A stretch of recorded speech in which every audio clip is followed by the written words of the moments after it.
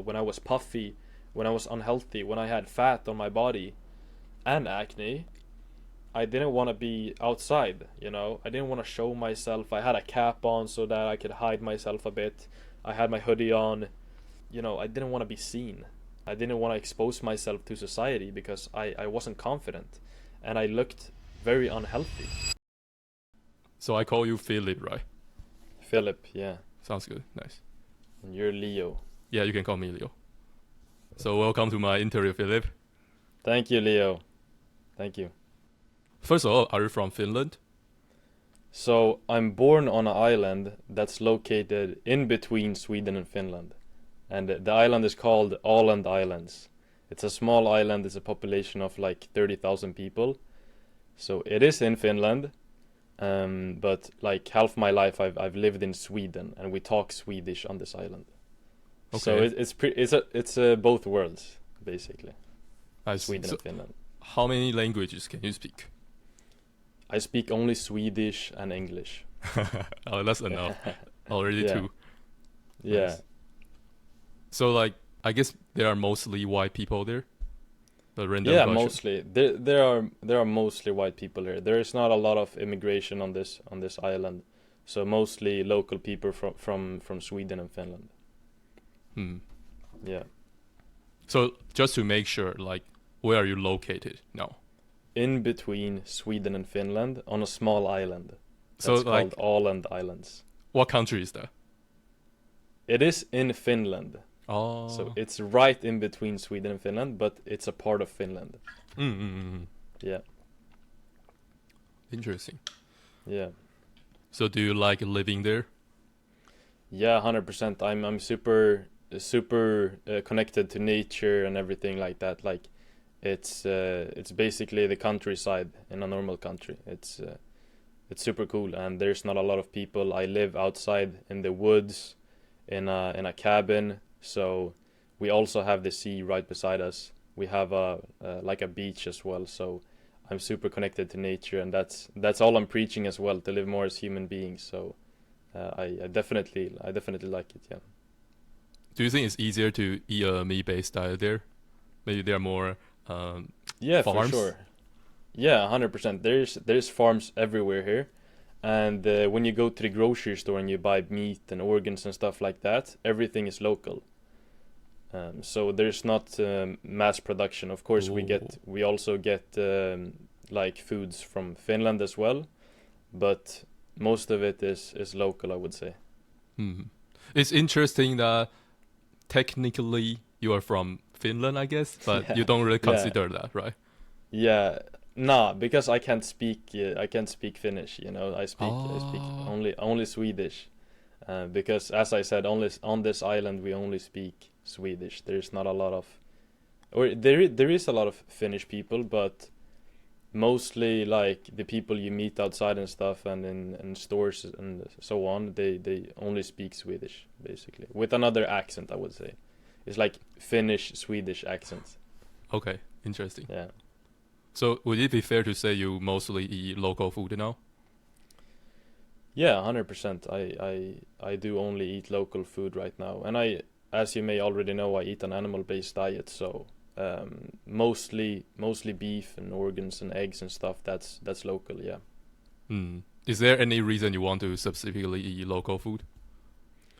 I think like I don't want to be a part of mass production, because I think it destroys a lot of like nutrients, and just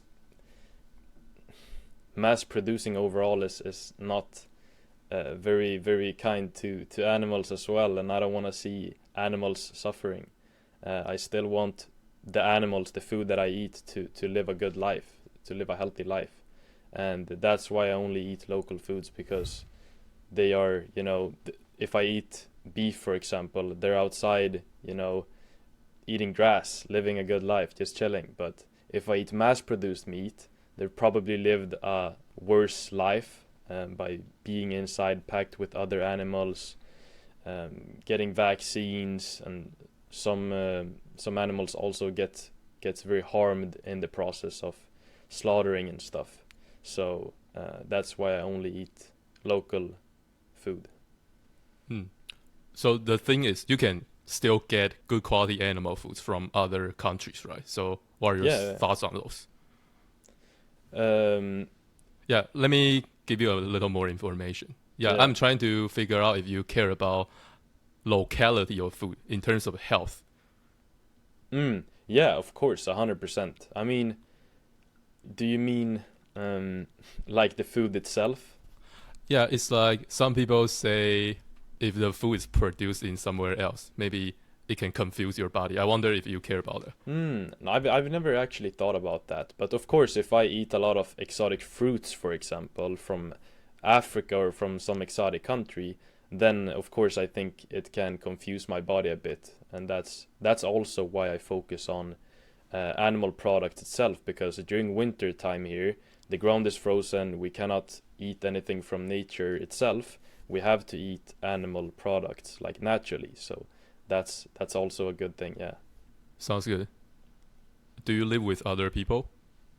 Yeah, I live with my family. I have 2 parents and a smaller brother, and 1 dog, golden retriever Sully. Nice. So what does your brother eat? My brother eats, like, I would say, a balanced diet. He eats whatever my parents eat, basically. So yeah, it can be some processed foods, it can be some, pasta with pork or whatever. Yeah, some normal foods. Do you know what does he think about your diet? I think my whole family thinks that I'm a bit crazy or that I'm too extreme, but I know my body better than they do. Like, I react better to animal products itself, and when I try to eat as they do, I can experience a lot of bloating, acne, just overall feeling worse. So that's why I have my own diet. The thing is, you have pretty good transformation, right?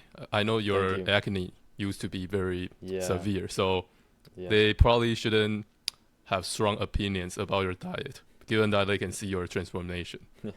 Yeah, of course. I think my parents are still very, very, very like open-minded. They do not care, but they would never try to drink like raw eggs, for example, or they would never. They can get disgusted when they see me eat like rare or raw beef, for example. So, but still, like they've seen my transformation, they still support it, so of course. But they can think like sometimes it's too extreme, and especially my grandma, she's like a vegetarian. Oh. So one time we were going to a farmer's market and I was eating raw heart in the car, and she that was the first time she saw me eat like an organ. So. She thought that I was crazy, but yeah, it's funny. I just laugh. Okay, nice. Yeah. So because you mentioned raw eggs, do you have some eggs you want to eat with me? Yeah, of course. Nice. Okay. I have what the fuck? prepared nice, my breakfast. Nice. My breakfast is 5 raw eggs. Ooh, so okay. I'm well prepared. Nice. Are you still fasted now? Yeah. Sounds good. Alright, so Philip, give me 1 second. Let me grab my eggs. Yes, sir. Nice.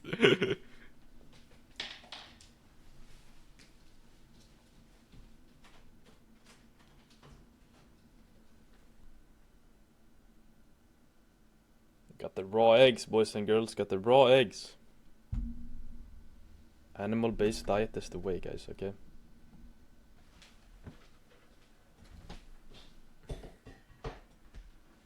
Nice. You got the eggs? Okay, I'm back. Yeah, you know what? Perfect. Because you were using a glass container, so I prepared this. Oh. Nice. It's so big. We got a special edition. Because I haven't used a glass cup to eat raw eggs in a long time, so I wasn't able to find my usual cup. Okay. Yeah. Nice. That's unfortunate. Do you usually drink raw eggs? No, I just like use my teeth. Slunk. Okay. Yeah. From the shell. Nice. Yeah. What are your thoughts on that method? It's nice. Like if I travel or something, I can buy raw eggs and I can just crack them open with my teeth and drink them. So I think it's super effective, especially like if you travel and you don't know what to eat and you think that you need to eat some processed foods. You can, if you tolerate raw eggs, then I think it's super good. Interesting. So why do you choose to just use that glass cup to drink raw eggs instead of just eat 5 eggs separately? I mean, it's more effective. I can just drink them, and it doesn't take a lot of time. I can just slunk them down. Do you feel like using your teeth to eat raw eggs, it tastes better? Because that's like what a lot of people have said. Like I haven't seen just one person say it. Many people have said it. Ah, okay. No, I haven't actually thought about that. I've tried it, but it's not like a big difference for me. Oh, interesting. Yeah. Okay. So let me introduce my egg real quick. Oh, they're beautiful. Yeah, I bought this. Yeah, at least that's what they say. And I bought this from a supermarket. Yeah. Can you talk about your eggs? My eggs, they are also pasteurized, and they're organic. Or they're not organic. They're pasteurized, but they're local basically. So they have a more orange yolk, orange color to it. And where did you get those? In the supermarket. As I said, most of the food from the supermarket is local, so these are also local. Yeah. Nice. And are those eggs cold? They're room temperature. I always store them in my room. Oh, nice. Is there any reason you don't want to put it in the fridge? I just think they taste worse when they're cold. Then I need to drink them. Yeah. Interesting. So yeah, I feel like I have heard Arjun say cold eggs, their nutrients can be a little damaged. Yeah, so I want to throw this out there for the listeners. Yeah, interesting. Yeah, they can be, definitely. Although my eggs was in the fridge.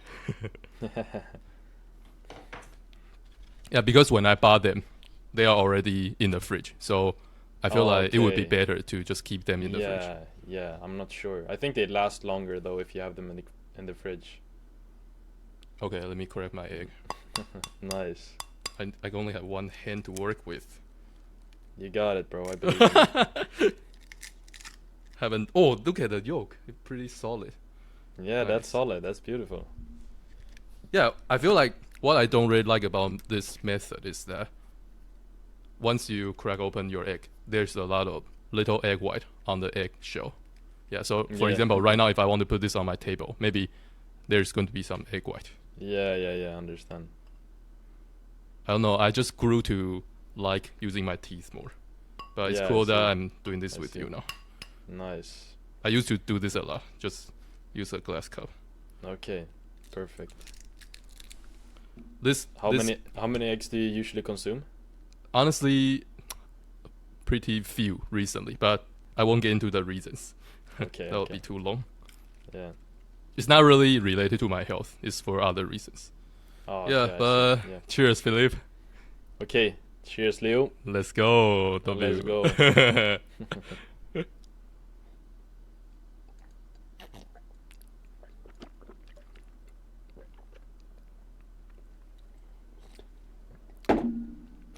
Perfect. Let's go. Breakfast is done. Super easy and effective. No grains, no vegetables, just raw eggs. Nice. So do you usually eat raw eggs for breakfast? Yeah, I do drink raw eggs every single day. Sometimes if I feel like I wanna enjoy my breakfast more, I can cook them lightly and have some Celtic sea salt on. Yeah. Interesting. Yeah, I want to ask more about your family. Let me see. Yeah. Do you think they are healthy? Okay, so my mom is pretty healthy. She mostly eat like whole foods, and she walks a lot, and she's outside, in the garden and stuff like that. But my father, on the other side, he drinks, alcohol. He eats processed foods. He doesn't sleep that well, and smokes cigarettes as well. So he's not that healthy, I would say. But my mom is definitely healthy. My smaller brother is not that healthy in my opinion. Like, I don't want to talk bad about them, of course, but in my point of view, they're not very healthy. No. But your mind also plays a crucial role to your health. Like if you believe you're truly healthy, even though you may eat some chocolate, even though you may drink some Coca-Cola, that can have a super like huge effect on your health itself. Good point. Yeah. So, because you were more talking about their behavior, let me ask you this: do you think your brother has bad skin? He also has acne. I think it's pretty similar to how my skin were in the past. And I know he's seen my transformation. He knows that he can heal his skin if he wants to, but it's kind of like he wanna be a little bit comfortable. He wanna eat his food, of course. But I think like soon I will try to force him to just take care of himself more. How old is he, by the way? He's 3 years younger than me, so he's 18 years old. Oh, I see. Oh, okay. Yeah. I was going to guess your age. Too late. I wanted to say you were 19. 19? Yeah, I'm 21. Nice. Okay, cool. Yeah. But I would say I look younger. Like, I don't grow a beard. I can't grow a beard. I don't have any, like, facial hair or hair on my body at all. So I look pretty young, I would say. Do you try to, let's say, tell your dad to lock in on his health? Of course, 100%. I tell him that every day. But I think like my parents have lived for 50 years, so I think their beliefs are so like set in stone, and I'm 21. I cannot really change their beliefs because they've lived for 50 years. They've had their beliefs since they were like super young, so it's hard for me as their son to just change their beliefs, even though they know that they are a bit like unhealthy. Like my father, for example, he knows that it's not good to smoke, it's not good to eat processed foods, it's not good to stress all the time, but it's so rooted in him, like it's rooted in who he is, and he's always been that way. So for me as his son to try to change his beliefs, that's super hard, and it's challenging for sure. And I think if I'm going to change his health, then it's going to be very very very very small steps at a time. And I think that overall you need to take small steps at a time. Like most people try to go from eating processed foods, laying on the couch 24/7 and sleeping bad, to the next day be like a whole different person. Like they try to change everything at the same time. But I think that's not a sustainable approach at all, and most people just fall back into their old habits super fast.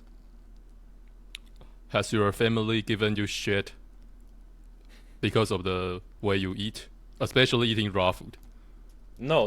Like really? they're still like super open-minded, and they're not that strict with me. Like of course in the beginning when I started to eat more raw meat, of course I'm not fully like raw meat eater. I still eat like some cooked foods, and I think that everything should be sustainable. So if I don't see myself eating only raw meat in 30 years, then I'm going to implement something that can keep me more sustainable. But they've not given me any shit when it comes to that. They're super cool. Not even your vegetarian grandma? Yeah, she doesn't like it. Of course she doesn't like it. She thinks that we shouldn't eat animals, it's disgusting, and we should eat plant-based or in that direction. So she definitely tried to change my beliefs, but I just think it's funny. I don't take it personally. Nice. Of course she just wants my best in the end. Like she definitely wants the best for me, but I think we have two different views on life in general also. So yeah. Can you share with people how tall are you? I think it's 5'10", 5'11". It's approximately around 180 centimeters. Oh, okay. Yeah. What do you think about your height? I don't think much of it. Okay. I don't think much of it. I can change it. Nice. Okay. Oh, I think I saw you on another content creator's page. That guy is called Patrick Ivan. I just randomly came across that the other day. Yeah. So he was using you as his client result or something. So were you his client at one point? I've never been his client. I've been in his school community when I learned about like more raw foods, more ancestral foods, and that kind of approach. But I've never been his client, and I don't think he coaches people. It's just his community. So I've learned a lot from there, especially when I started to introduce more raw foods, and that was about, I would say, 1 year ago or so. But my transformation wasn't only reliable on raw foods. It was only cooked foods, and it was different things. But I think I've learned a lot from him. So I definitely thank him for that. Did you need to pay to join his school? Yeah, it was $28 per month, and I was in there for like 3 or 4 months, I think. I see. Okay. And did he ask you for your transformation, or like you gave him your transformation or something? No, he posted it. He posted it on his story. I mean, like, how did he get your transformation story? From TikTok. Oh, really? Okay. Yeah. Cool. Would you say you are like pretty close with him? Yeah, we speak sometimes, definitely, but we're not that close. I don't know him personally, but we speak sometimes through Instagram DMs. I see. Yeah, I want to figure out how that story came about. So is it like he knew you were in his school community, and he knew you saw some transformation? So he knew it, yeah. So he just posted your transformation. Yeah, and I would say definitely his knowledge did help me a lot with my transformation also. Yeah. How did he know he was like a big helper in your journey though?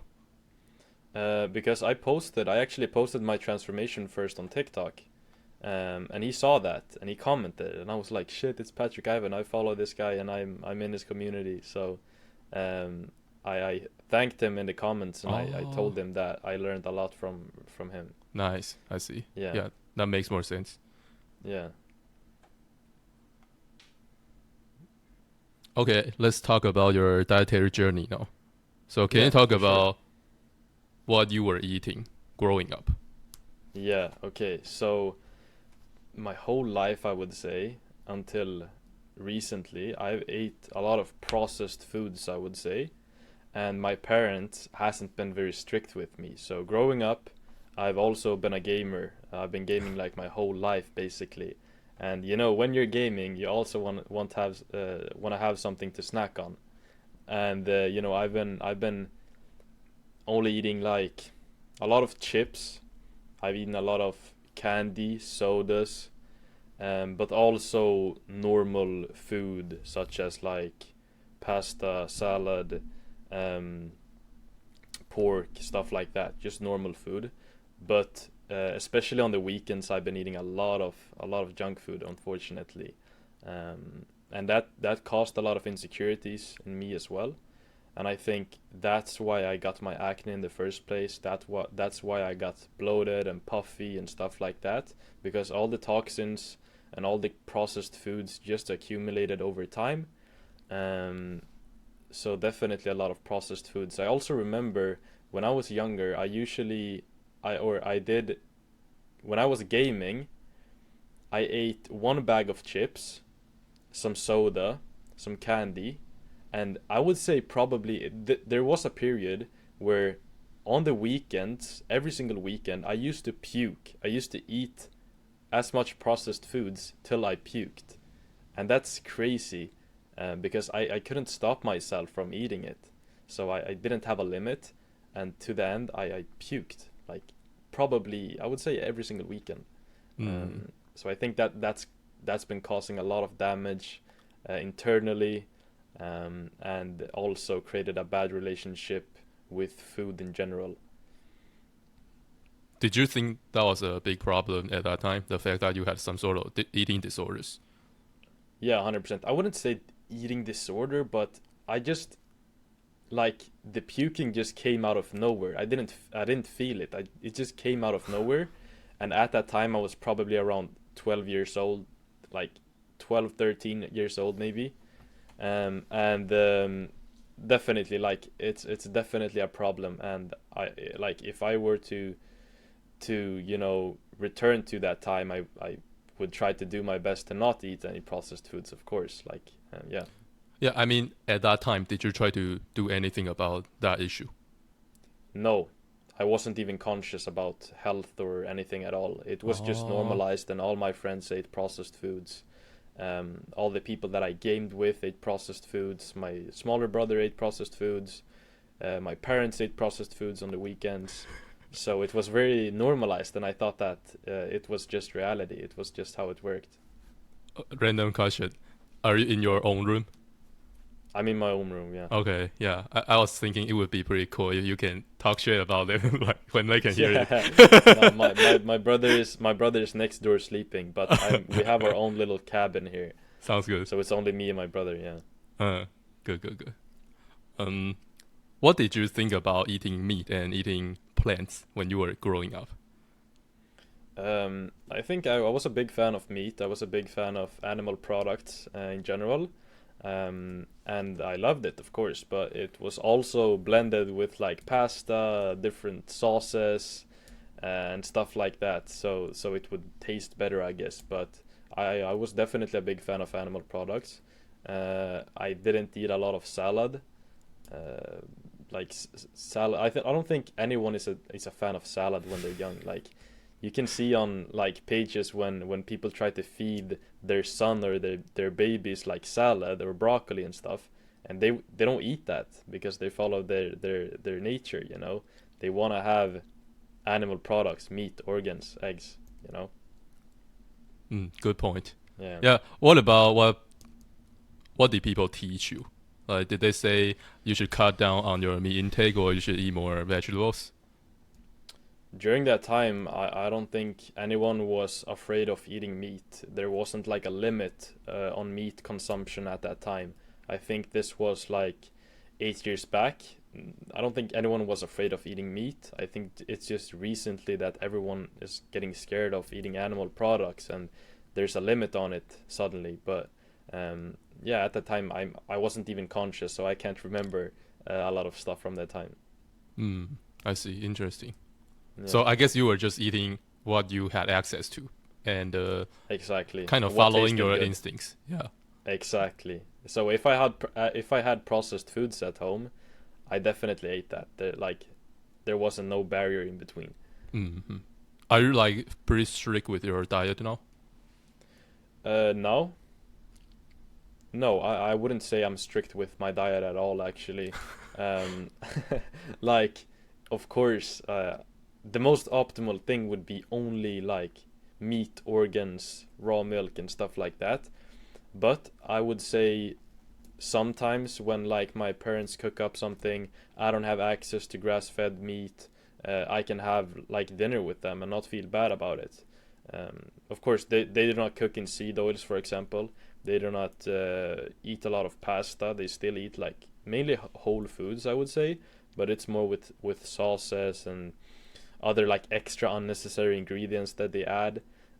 But I can still enjoy some dinner with them and not feel guilty or bad about it. And that's what I said. Like, um, just the sustainable approach to your diet. I think it's super important because I think some people just go into phases of eating very strict, and then they fall back into old patterns. They fall back into their old version of themselves because they do not think sustainably. Like, in 30 years, can I still sustain this diet? And most people, when they eat very strict, they will probably say no. So that's why I also don't beat myself up over eating some processed foods here and there, or eating like a cinnamon bun with my parents, or on a special occasion, you know. I think that Interesting. mental aspect and that Hmm. sustainable aspect is super important, especially if you're fat, for example, and you wanna lose weight. You don't wanna see it as a challenge. You still wanna enjoy your foods here and there, you know. So I think that aspect is super important. Yeah. I feel like this kind of approach is less common in the meat-based diet space. Do you agree? Yeah, I feel like for sure, 100%. And I think it depends on who you are. How much do you react on certain foods? Like for example, you've talked to Sun. Yeah, what's his fueled? What's his flash field. Flesh fueled, exactly. Sun, and him for example, he's super sensitive, and he has an autoimmune issue. So when he's eating something like a cinnamon bun, for example, he will react a lot worse than I would do because I don't have an autoimmune issue. So it's super like individual, and it depends like how you react and what your view is. Like if you don't resonate good with eating some processed foods here and there, or whatever, then I don't think you should do it. And I think you should go your own way, of course. Hmm. Nice. I think it's cool that you share that, because I guess it can be kind of controversial to say that you don't eat 100% clean on a meat-based diet. Yeah. 100%. So I want to ask you, what do you think about a guy called Jacobfoods or something? If you know who I'm talking about, like. Yeah, I've seen just a bit of his content, and Okay. I think it's just misleading, because his view and his approach just strips us away from nature and how we're supposed to live naturally. And I try to think logically. I'm not a big fan of studies. I'm not a big fan of scientific like studies, because I think most of them are paid or misleading on purpose. So that's why I try to listen to my own body, and I try to just follow what is logical, what is available in nature right now, without any process involved, you know. And I think his approach is more like, okay, I've seen this on a scientific study, so this has to be right, instead of following his intuition and seeing how he feels on eating processed foods or seed oils, for example. I know he advocates for seed oils. I think so, and I don't think it's not natural, and I think everything that involves a process should not be eaten on a daily. Mm-hmm. Yeah, the reason I brought him up was because I felt like you guys share a bit of common philosophy. Okay. Yeah. Because like that guy Jacob, I feel like Mm. many meat-based dieters will not be a big fan of him, because Yeah. he doesn't really think you should always eat very strictly. Yeah, Yeah. so that's Okay. why I mean, brought him up. yeah. I mean, in that sense, then I would say it's his thoughts around that is good, and it should be sustainable. And yeah, I don't think it's just like my foundation. I think everyone's foundation should be an animal-based diet. It should be your foundation. But if you wanna on occasion eat something else, you're like on a dinner with your family and you're on a restaurant, and it involves some cooking in seed oils, I wouldn't say that's the end of the world. You stressing over something like that can be more harmful than the food itself. So I feel like the mental aspect plays a huge role, and if you feel like you're on a super extreme diet, and you feel like it's not sustainable, then sure, introduce some more cooking, introduce some fruit, for example, so that you can still enjoy life. You know, you don't know if you die in one week. Like still try to enjoy everything, and don't see life as a challenge, I would say. Interesting. Yeah, Yeah. I wonder how much, like, if you know more about his philosophy, what I you will don't know think. more. I Yeah, don't know yeah. more. That's it. I've just seen him on some Instagram clips. I see. I guess he's probably not that big on eating mainly animal foods, so maybe Yeah, that's I think that's the something you difference. will take issue with. Yeah, and I Mm. also think seed oils, for example, it's not suitable for our bodies. It's not meant for consumption, for human consumption, and that's also where we're separate. Like, I've seen that he advocates for it, and it's not that Oh, big of a deal, but it's super inflammatory and it stores in your body. So I don't think it's definitely not optimal.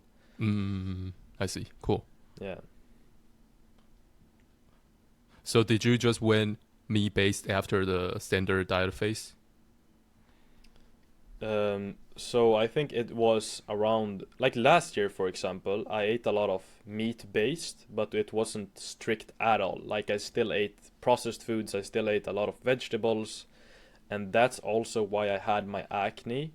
You know, my overall transformation was already done, like my physical, mental transformation was already done. But when it came to my bloating and my skin and my gut issues, I still had to narrow down a bit more to only meat, eggs, and some fruit here and there. So can you talk about what got you started on your changing diet journey? Yeah, of course, of course. So let me see. I think it was like I've always been into the gym. I've always been exercising a lot. I've been going to the gym for 5 to 6 times a week since 3 years back, 4 years back or so. So I've always been into exercising. But the thing is, my insecurities around my skin, my insecurities around my confidence, around my how I felt in my own body, around my energy, has always been there, no matter how much I worked out. So last year, I actually had some health issue. I think, I don't know if I'm able to say it on here, but I had COVID. You can blur it out. I think I had COVID. That's what I've been speculating around, and that's what people have been telling me. And I'm not sure if it's even real, but I think I've had something to do with that. And since then, I haven't been able to properly exercise. And that's when I realized that I couldn't hide behind the gym anymore, and that I needed to solve my health issues without the gym.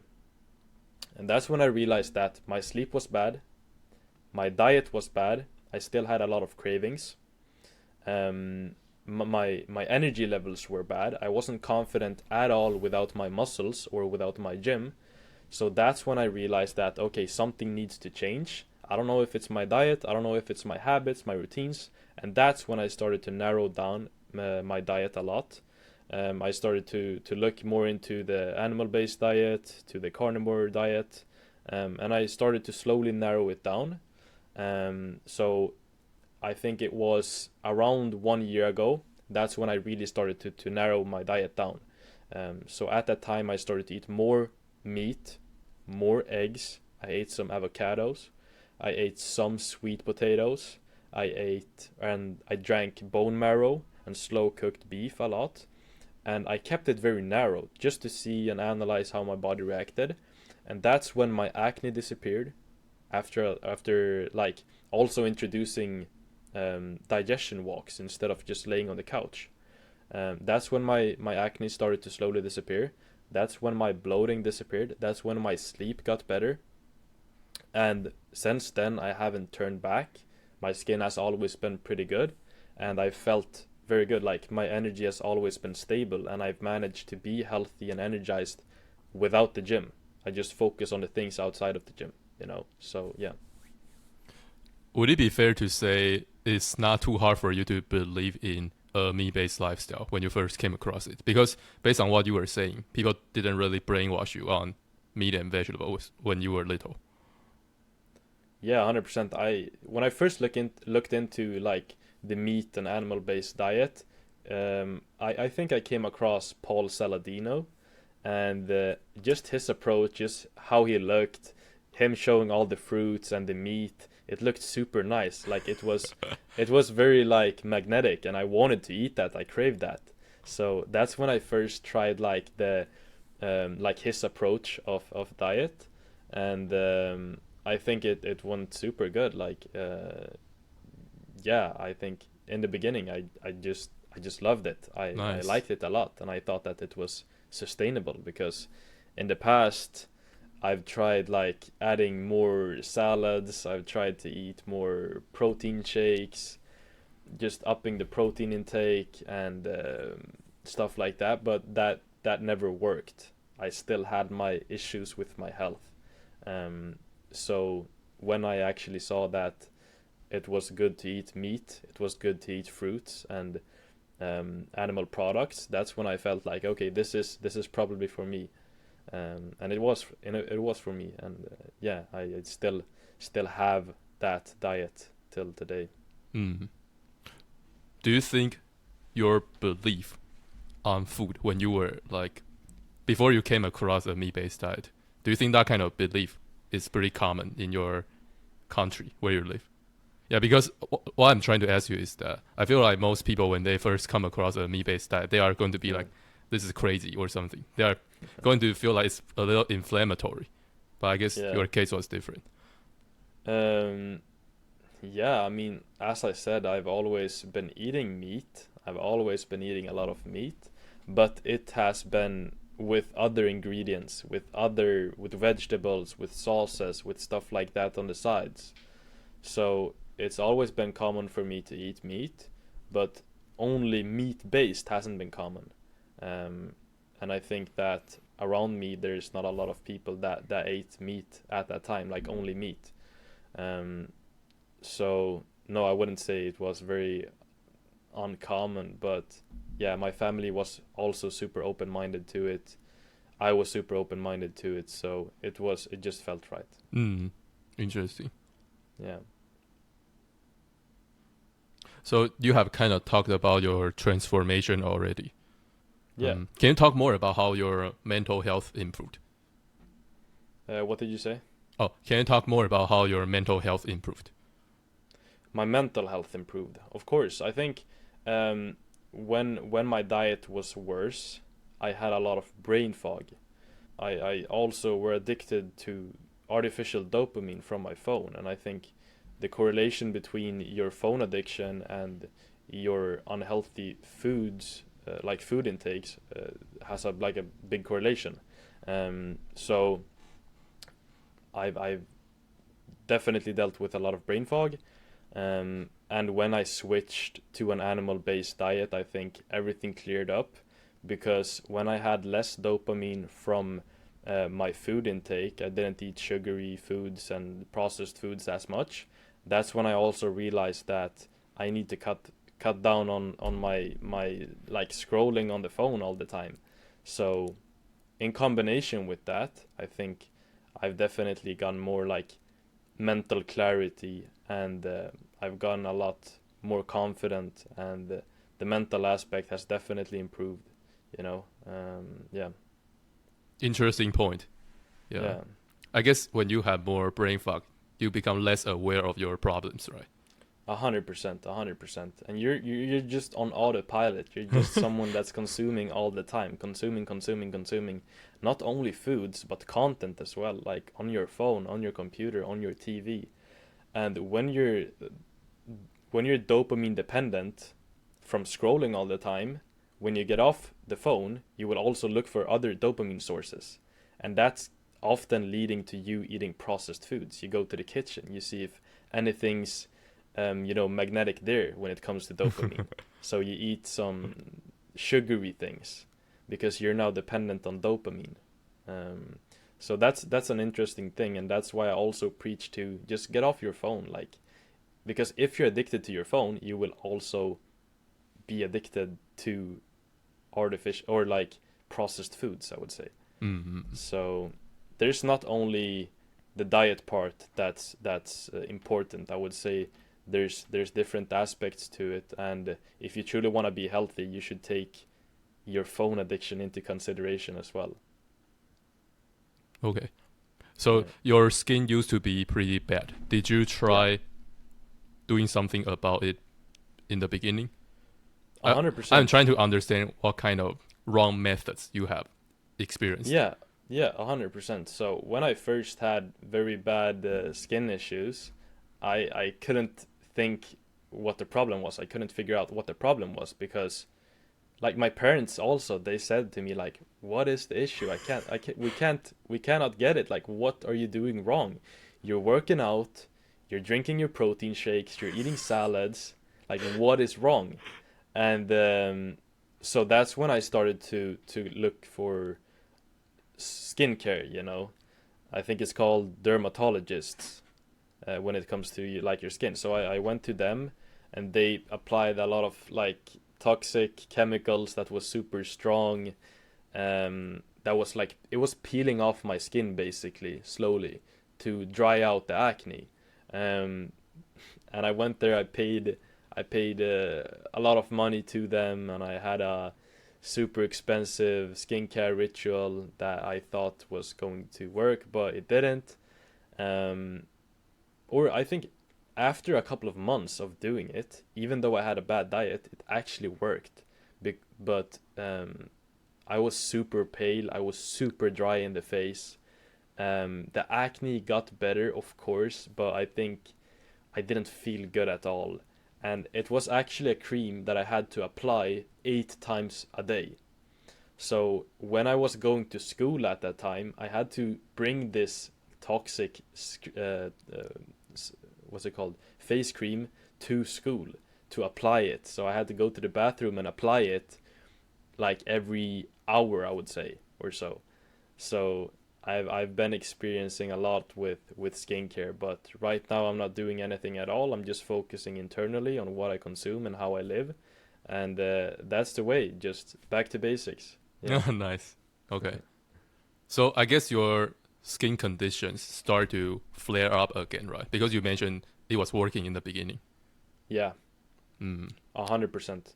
And then I realized that I didn't want to apply any toxic chemicals, because I started to listen more to Paul Saladino, and he was talking a lot about that. And I realized that, oh shit, I shouldn't apply this. This doesn't feel right. This is just chemicals.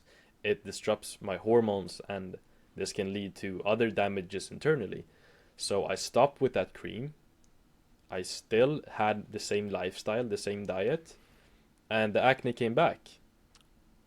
So for me to have clear skin at that time, I needed to apply that damn cream 8 times a day for the rest of my life. But that's when I slowly started to introduce more animal-based foods, and when I started to narrow down my diet more. Yeah. Do you think it's easy to get good skin?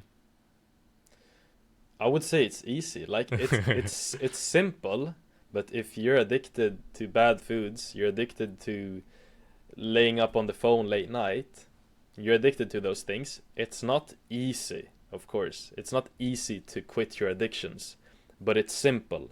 And I would say to have good skin, you have to go outside, be more in nature, and eat more natural foods. And I would say that's super simple. Yeah. I agree with you. Yeah. Simple, but yeah. Hard. Simple but hard at the same time, yeah. What are your thoughts on Paul Saladino now? I think, like, as I said, if he feels good on it, he performs good, he lives a good life. Like, I think he's soon 50 years old or something, 45, somewhere there. He's enjoying his life. Like, he's eating fruits, he's eating still foods from nature, even though he may consume a bit too much fruit. I would say it's still sustainable. He's enjoying life, and if it works for him, it works for him. You know, I think it's very individual on how we perform on different diets. Yeah. Interesting. I guess you are kind of saying that you are not like some other people that kind of talk shit about what he's doing, right?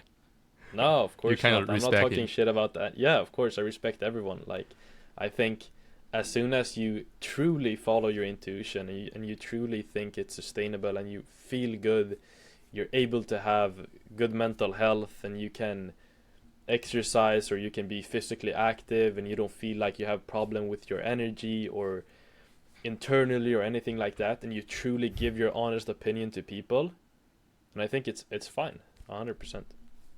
Nice. Okay, yeah. Let me ask you a random question. Of course. What are your thoughts on eating eggshell? I did that before, but I did that before because of the calcium, but now I realize that it's not even logical to eat the shell. It's like eating the shell of a watermelon. It's there to protect what you should eat, you know? So I don't think you can digest it properly. You cannot. It's not meant for human consumption. So yeah, I think it's hard for us to digest. Yeah. That's an interesting point. Yeah, my thoughts on eggshell is that they taste pretty bad. They do. I don't like the texture, and the taste is kind of weird. I don't like it at all. Yeah, they don't have a taste, so that's kind of weird. Exactly. You can do it into like a powder form if you want that, and blend it into your foods, but I don't think it's that good for you. I see. Okay, so let me ask you this. Yeah. This is for scientific purposes. Do you think your libido has changed after you changed your diet, after you started to eat more meat-based? I mean, if you think logically, of course, if you go from processed foods and then you detox processed foods and then you live more accordingly to nature, I think your libido will overall get better 100%. I think every single aspect of your health gets better when you live more accordingly to nature, actually. When you live more as a human being, you will have your human features will also work properly, if you get what I mean. So yeah, I think my libido has been better 100%. Ooh, interesting. Yeah. Nice. Do you have a girlfriend now? No, I'm single. What are your thoughts on your current relationship? Me being single? Yeah. Yeah, so I think it's super, like, I like to be alone, and I'm 21 years old. I still want to do big things. I still feel like there's things I need to conquer in myself and externally as well. I'm not ready to have a girlfriend right now. I think like that can be super distracting, and it can like drain you on your energy a lot, even though you don't feel like it, even though you think like you have the perfect girlfriend that supports you all the time. I feel like it can be very draining, and I still want to get bigger on social media. I want to coach more people. I want to spend a lot of time on social media and just help people overall, and at the same time better myself. So my physical health, my mental health, me going outside of my comfort zone. I want to travel, I want to see the world. So if I would have a girlfriend at the moment, then I think it can be collapse a bit. I think when you're young, you should first master yourself. You should first conquer yourself. I still have some addictions. I still have some bad habits. You can say I'm not a perfect human being, and I would say like I need to work on myself a bit more so that I can actually provide for my future girlfriend as well. Yeah. Interesting. Do you get what I mean? Yeah, it's kind of like maybe it's good to have a girlfriend, but you don't think you deserve that now. Is that I think correct? I think I deserve it, of course, but but I feel like I wanna work on myself a bit more. Just I'm 21. I just got out of my bad habits, my addictions. I still have a lot of things I want to conquer, things I want to get better at, so that I actually attract the right woman for my life as well. You know, I just got out of school like 2 years ago, and it's hard for me to just. I think I need to find my values and who I am a bit more. And as I said, I still want to travel.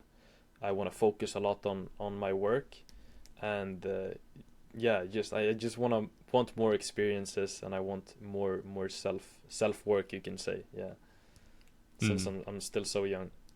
I see. But definitely, like if the time is right, if I would meet my girlfriend somewhere and I feel like we're clicking, everything is just fully aligned, then I wouldn't say no, I need to work on myself.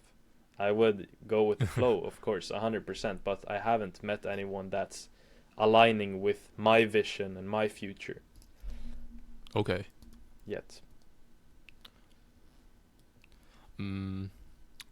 Yeah, let me kind of share my story in the past. Yeah, I want to 100%.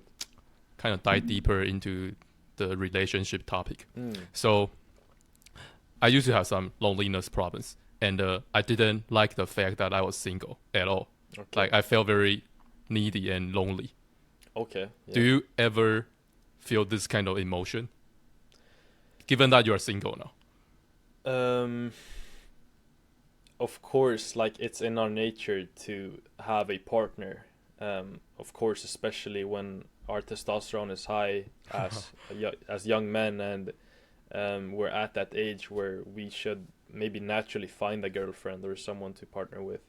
But I would say if you're not comfortable with yourself and you feel lonely, like if I wasn't comfortable with myself and I needed someone externally to give me that love that I was missing, then I feel like it's not the right thing. I still think that if you're feeling lonely, and I wouldn't say I feel lonely. I'm pretty comfortable in myself. So I feel like, yeah, a girlfriend would be fine, but I'm still like, I don't need one. I'm not that needy, you know? And if you're very needy of a girlfriend, like, oh shit, I really need a girlfriend because I'm too lonely or I'm not comfortable in myself, then I would say to try to go internally, master yourself, try to see what underlying issue it could be. Because I think you should be comfortable with yourself. You shouldn't feel lonely with yourself, and you should definitely not compare yourself to others on social media, because most of the relationships you see online is just they're very materialistic, and they're just so surface level love. They just need the physical touch on each other, and I think that's a huge problem. I think you should definitely try to find your soul partner and not just someone that you can kiss or yeah. Interesting. Yeah, you were kind of saying that if you feel like you really need to get into a relationship, that's exactly when you are not really suitable. Don't. Yeah, exactly. That's when you don't need a relationship. That's when you need to work on yourself first and figure out why you need that. Why do you feel like you need a person in your life right now, you know? Nice. And I think you meet your girlfriend or your future partner at an unexpected time, like at a random time, I would say. Yeah. Yeah, that's it's not like you need to go out and like try to force yourself to get someone, because that's often when you also choose the wrong partner. Yeah, that's some pretty good advice.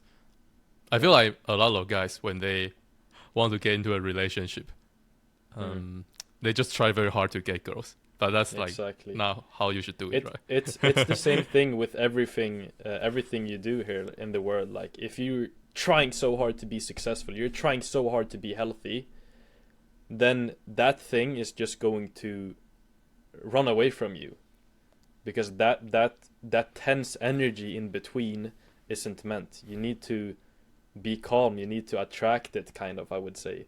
It's the same thing with living naturally. When you're just chill, you have your nervous system calm, you're in nature more, you simplify everything, you're not in need of something, that's when you get everything. When you stop being in need of something, that's when you get it, and that's when you attract it. So I wouldn't say to chase women at all.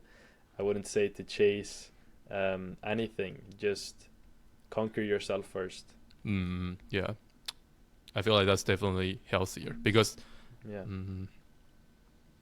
I guess there are many things that are not in your control. Like you can try 100%. Really hard to get girls, but maybe the girls don't like you back. But if you are comfortable being single, then you don't really need to worry. Exactly. Yeah. You can pick and choose. You don't have to take the first girl that shows up in your life, you know. Yeah. So I want to share my take to those that are listening, because I used to have that loneliness problem. I think what really helped me was that after I went eating a carnivore meat-based diet, the loneliness issue just kind of went away. Yeah. Okay. And that made it easier for me to get girls. So yeah, for those that are listening, you can keep that in mind. Nice. Okay. Interesting. What kind of advice would you want to give people that are not happy with being single? That's hard for me, but since maybe you didn't experience myself, that. Oh, I see. I wouldn't say I've never experienced that. Like, I can live comfortably for 5 more years without a girlfriend. Like, I'm chilling. I'm enjoying life. Nice. You know, so I think it's very individual as well. And if you feel like you're lonely, I would say to try to find why. Like, why are you lonely? Why do you feel that way? Are you not comfortable with your own thoughts? Are you not comfortable with yourself? Do you not love yourself? Like, what is the main problem of that? And of course, fix your diet, fix your health. You know, so you're able to look in the mirror and be satisfied with what you see. And do not chase anyone. Try to look for underlying issues. For example, if you're feeling super lonely and you're not comfortable with yourself, that can come from a lack of love from your parents, for example, and that's a sort of trauma, and that's something you need to solve before you go and look for love from other people externally. You know, so there can be different underlying issues when it comes to that, but I would say just to slow everything down, focus on your health, focus on your mental health, maybe meditate on it, see what's going on in your mind, self-reflect, and that's when you can understand yourself deeper. Yeah. Okay, nice. Can I ask you what are your thoughts on NoFap? Yeah, of course. I think NoFap, I think it's good for girls as well to just kind of master your sexual desires 100%. I think it's super important because that's also an animalistic instinct that we have in ourselves, and I strongly believe that we should kind of conquer those animalistic behaviors that we have in our nature, because I strongly believe that we're here not only in flesh and blood but spiritually as well. So if you're super addicted to porn, for example, or stuff in that direction, then I think that's something you need to master. And I think it's life force. If you're holding your seed, if you're holding your sexual desires, and you put that energy into work, into yourself, into building something long term, so that then you can attract the right person that wants your life, that sees the same vision as you. Yeah, I think it's super important, and it's the same thing with diet as well. It's kind of the same animalistic instinct that you have. You want to have sex, you want to eat food all the time, you want to be satisfied, you want to be comfortable, but you should try to master those and calm down. It's good for your soul as well. Yeah. I'm kind of wandering off a bit, but I would say it's definitely important for men because it creates some kind of discipline, and if you're not in need to always release your seed, then you can also pick your future partner with the right intention. So is this something you try to implement? Yeah, of course. I'm actively doing that, or not. I'm actively not doing that. Nice. And I try to put that energy that I get from it into work, into myself, into socializing and exposing myself to the world and nature, and coaching people and building better coaching programs and stuff like that, instead of releasing it and just being lazy, like satisfied, because it also stimulates that, okay, you're supposed to be a father now, you've got your seed into some woman, and you're supposed to be a father now, and you can be comfortable and wait for 9 months, because then you're going to be a father. You know, you've completed life basically. So until I'm going to have children, I will try to get that energy and transfer it into my work, into myself, into bettering myself. Yeah. Interesting. So would it be fair to say that when you feel horny, you just try to double down on your goals? 100%. I just I distract myself. I do other things. I'm doing things all the time. I don't have time for that, you know. Nice. Yeah. I think this can be pretty helpful for guys.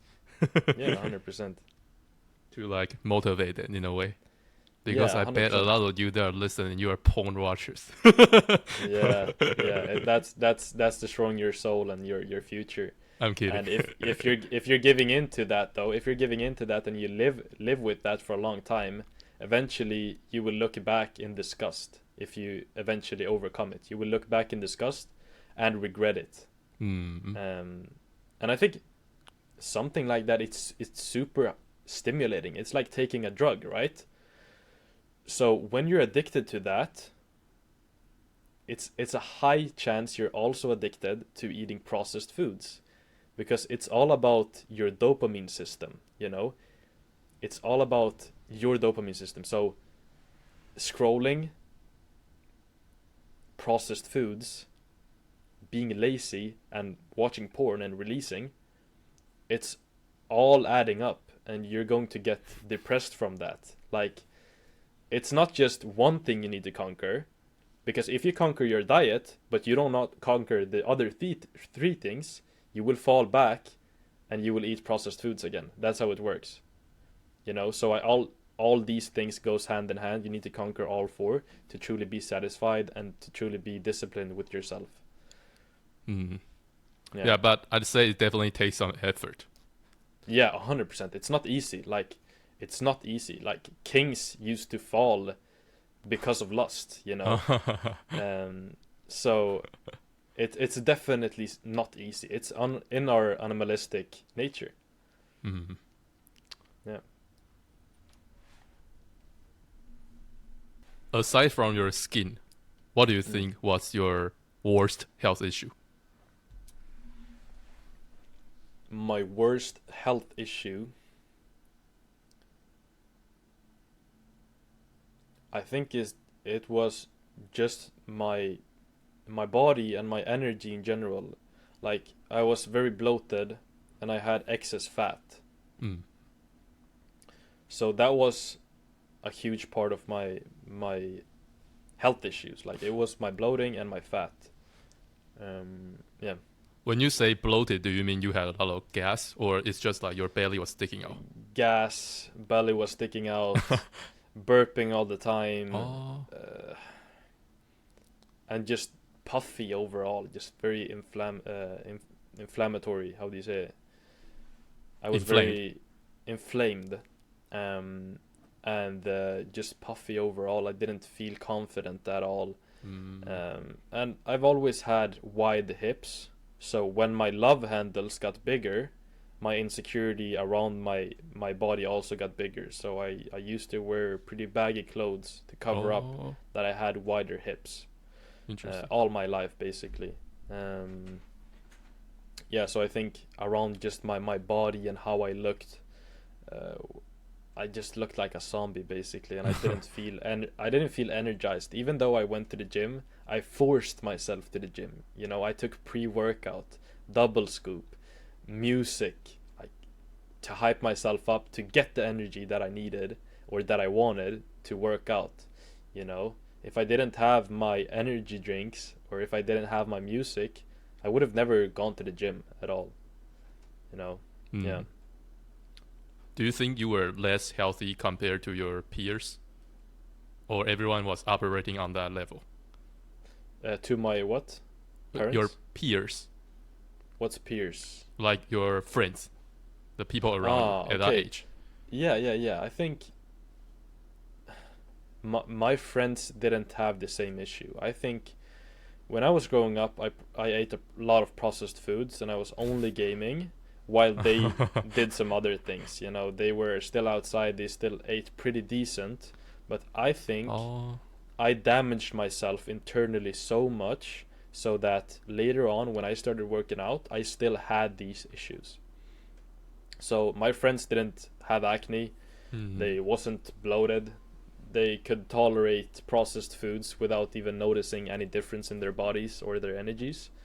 And I think that I'm a perfect example of just someone that's super sensitive to foods and stuff like that. Yeah.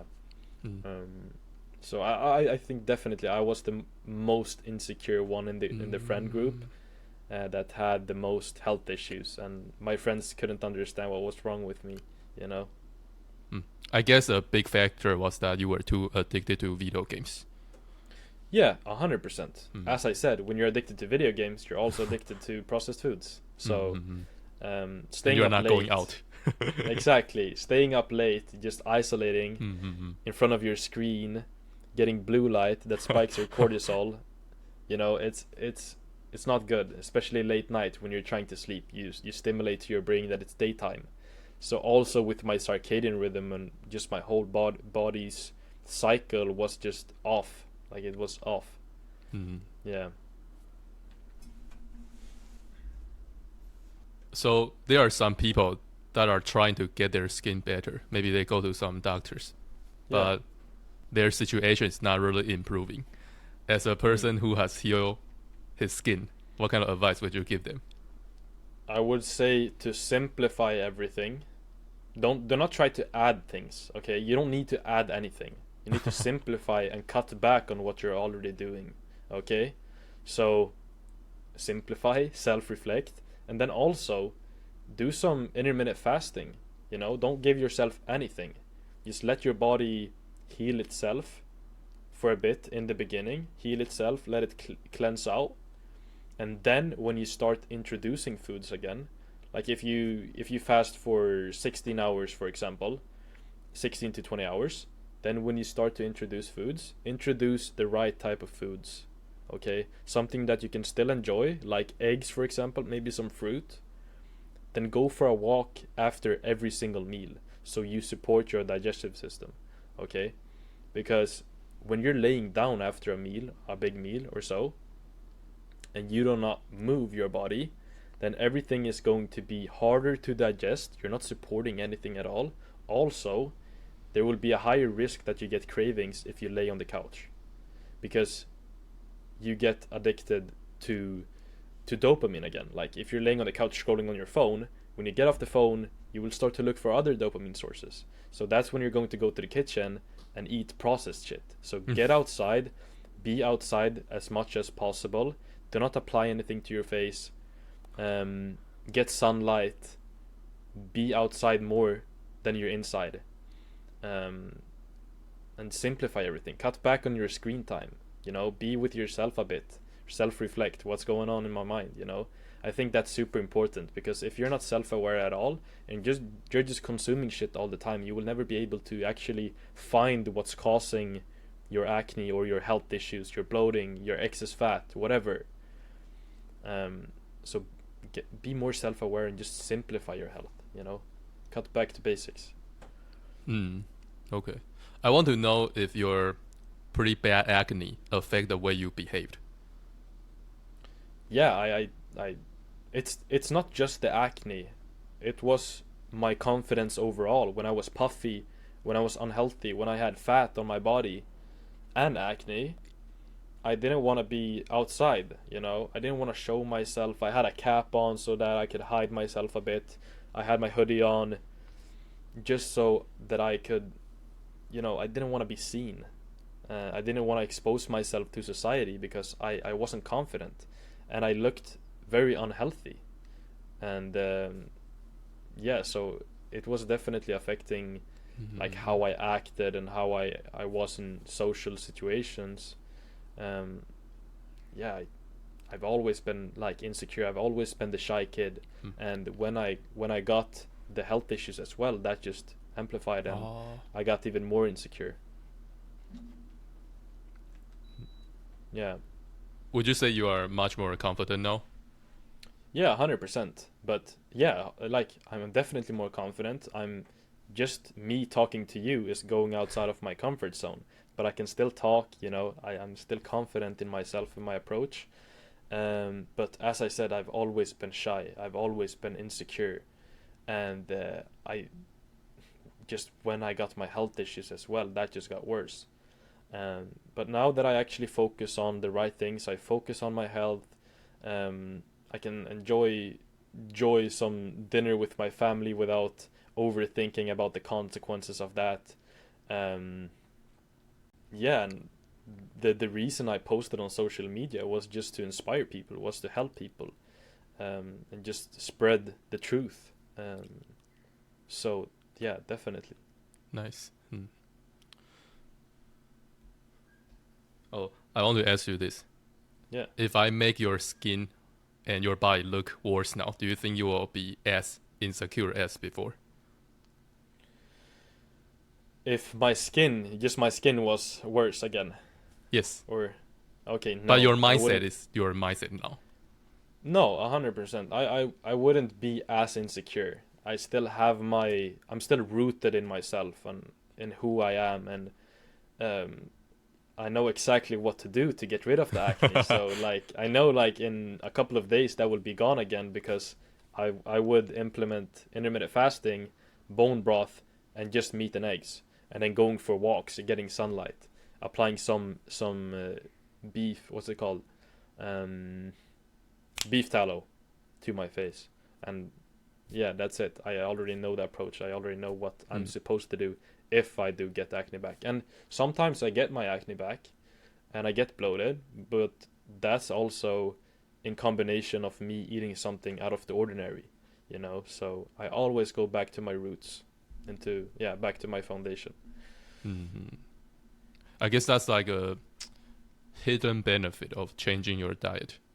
Your paradigm has shifted. Yeah, 100%. Yeah, I think it's not just about your physical health. Your mental health, how you're thinking, how clear everything gets. Everything improves. It's not just your, okay, I got a bit slimmer. No, it's when you change your lifestyle and what you eat and what you focus on, and you're more aligned with how humans are supposed to live. And I'm not telling anyone to live as cavemen, you know.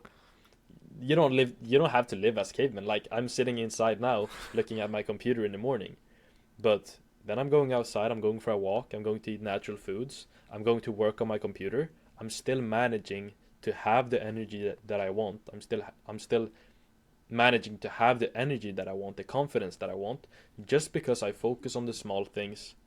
I focus on sleep, I focus on my diet and my health, like the small things. Like, it's not that complicated. It's super simple, and everything changes. Nice. Yeah.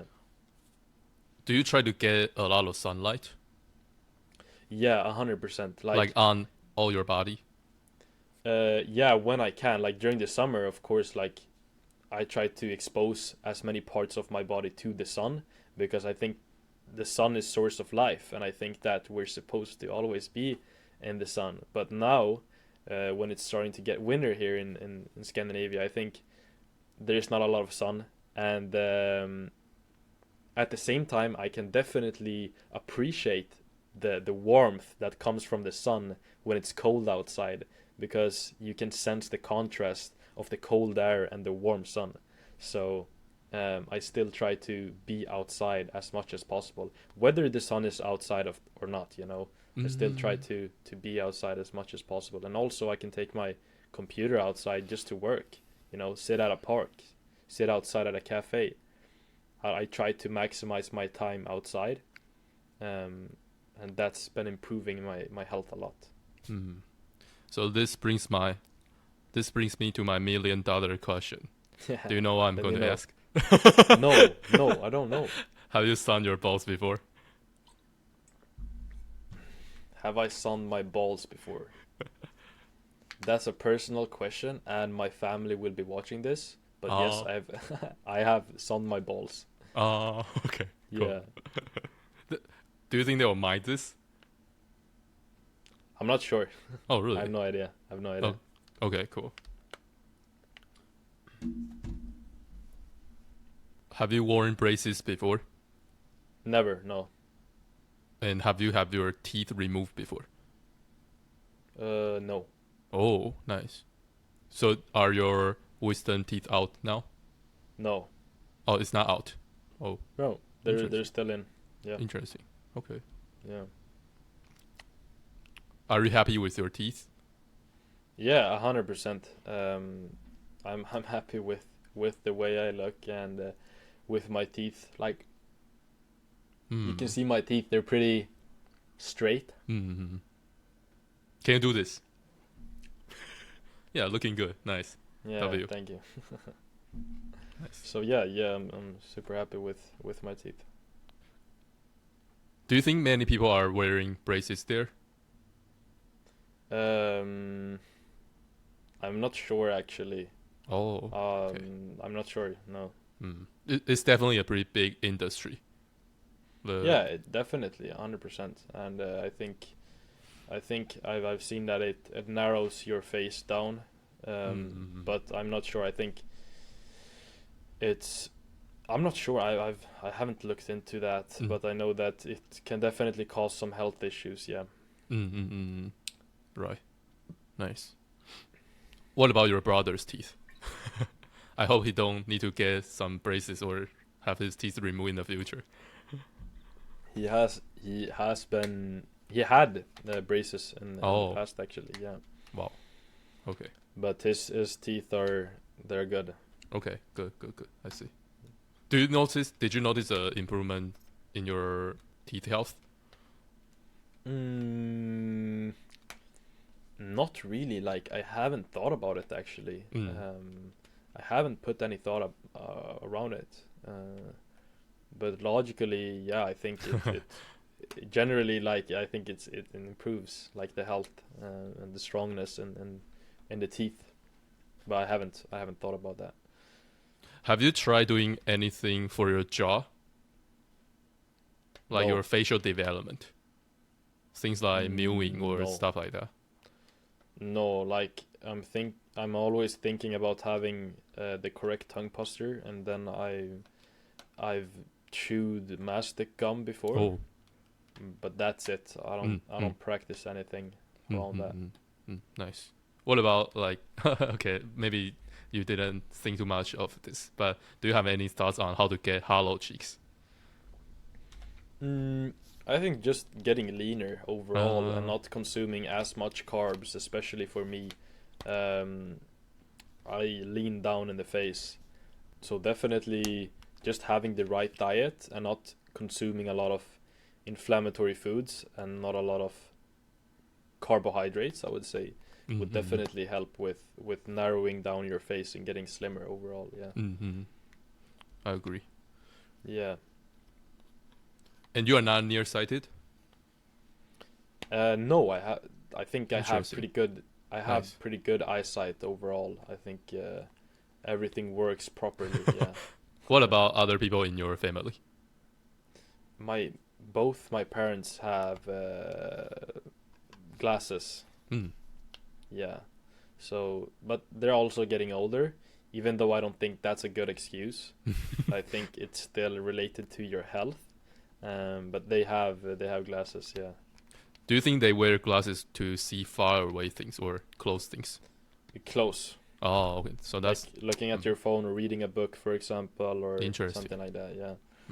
I have heard people say that once you start wearing those, you become dependent on them. So it's better not to wear them when you're old. 100%. I think you should definitely quit that and start looking at the sun instead. I think that will improve your eye health a lot, especially during the mornings and during the evenings when it's sunrise and sunsets. Yeah. Yeah. Honestly, I think that's how I got here. I just I didn't have a choice. My parents wanted me to wear glasses, right? And I just became more and more dependent on them. Yeah. I think that's a lot of people's trajectory. Yeah, I think that's how it works. But you should definitely try to look at the sun when it's weak, you know. Oh, nice. Yeah, I've been trying to do this. Nice. Perfect. So you do this? Yeah, I do it during the morning when I wake up to stop my melatonin production and to increase my cortisol production. Just so I wake my body up, and then in the evening I will get tired again and start producing melatonin at the right times. Interesting. Yeah. So you look directly at the sun? Yeah. It takes some practice, right? You need to kind of build it up. Not in the morning. Like, interesting. When it's sunrise, it's super simple. It's super easy. Like, your eyes doesn't even react. Or my eyes, personally, I don't know if anyone else reacts differently, but when it's sunrise, it's super simple. Like, I can stare for multiple minutes at nice. a time. Yeah. Interesting. So, do you have a very locked in sleep wake time? No, I don't have that actually. I just recently started to prioritize that more. Oh. And I've always struggled with my sleep my whole life, basically, since I've been gaming a lot. I've been staying up late, just gaming all the time, falling asleep late. I also had a night job where I worked at a warehouse, and I came home at 3 a.m. in the morning, and then I ate my food. I ate a big meal, and then I went to bed. I slept around like 4 a.m. Then I woke up super late, so that also made me like shift my circadian rhythm a lot in my natural cycle. But now recently I've started to like really take it seriously. So today I woke up like 7:30, and I fell asleep at like 11, 10:30. So now I feel super energized and well rested every single day. Yeah. Nice. And it definitely helps with just getting outside as much as possible, and looking at the sun during the morning to stop your melatonin production. Yeah, definitely. Nice. Do you think that's your ideal sleep wake time, or you will want to improve even more? I think 7:30 as of right now is pretty good. 7:30, 8 a.m. is pretty good. I think I also get a lot more focused in the mornings when I wake up early, like before everyone else. So I do want to push it back a bit so that I can get more creative. I can, be isolated and locked in on work or whatever. Yeah. Nice. Sounds good. Well, interesting. Yeah. You used to play a lot of video games, but your eyesight didn't deteriorate. Maybe, I guess it's because you didn't get glasses. For whatever reason. I've never thought about like my eyesight. I think my eye health overall has been pretty good, even though I've been playing a lot of video games. Honestly, if my parents didn't buy me glasses, maybe my eyesight would be a lot better now. Yeah, because I didn't become dependent. Yeah, so did you struggle with your eyesight? Like, did you notice that you had bad eyesight? It's kind of a thing they really focus for students.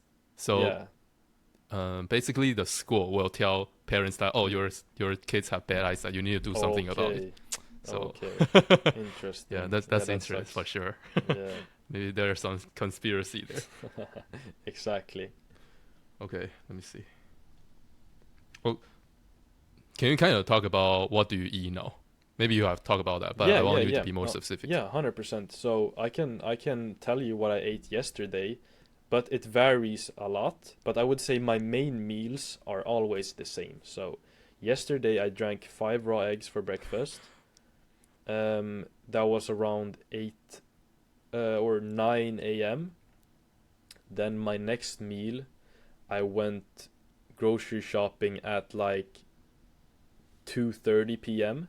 And then I bought some raw cheese. I bought moldy raw cheese.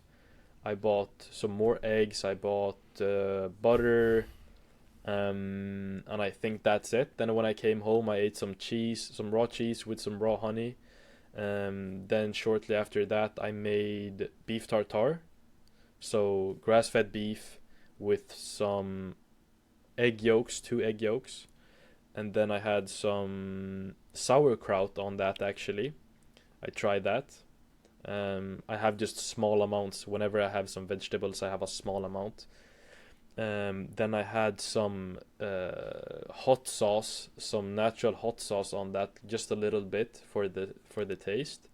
And that was it for that meal. Then I stayed satiated and I had good energy levels until 7 or 8 p.m. and then I had 300 grams of extra rare beef patties, grass-fed, with butter and some organic, super small amount organic potatoes, with Celtic sea salt, and that's it. Yeah, I think that's nice. it. Very detailed.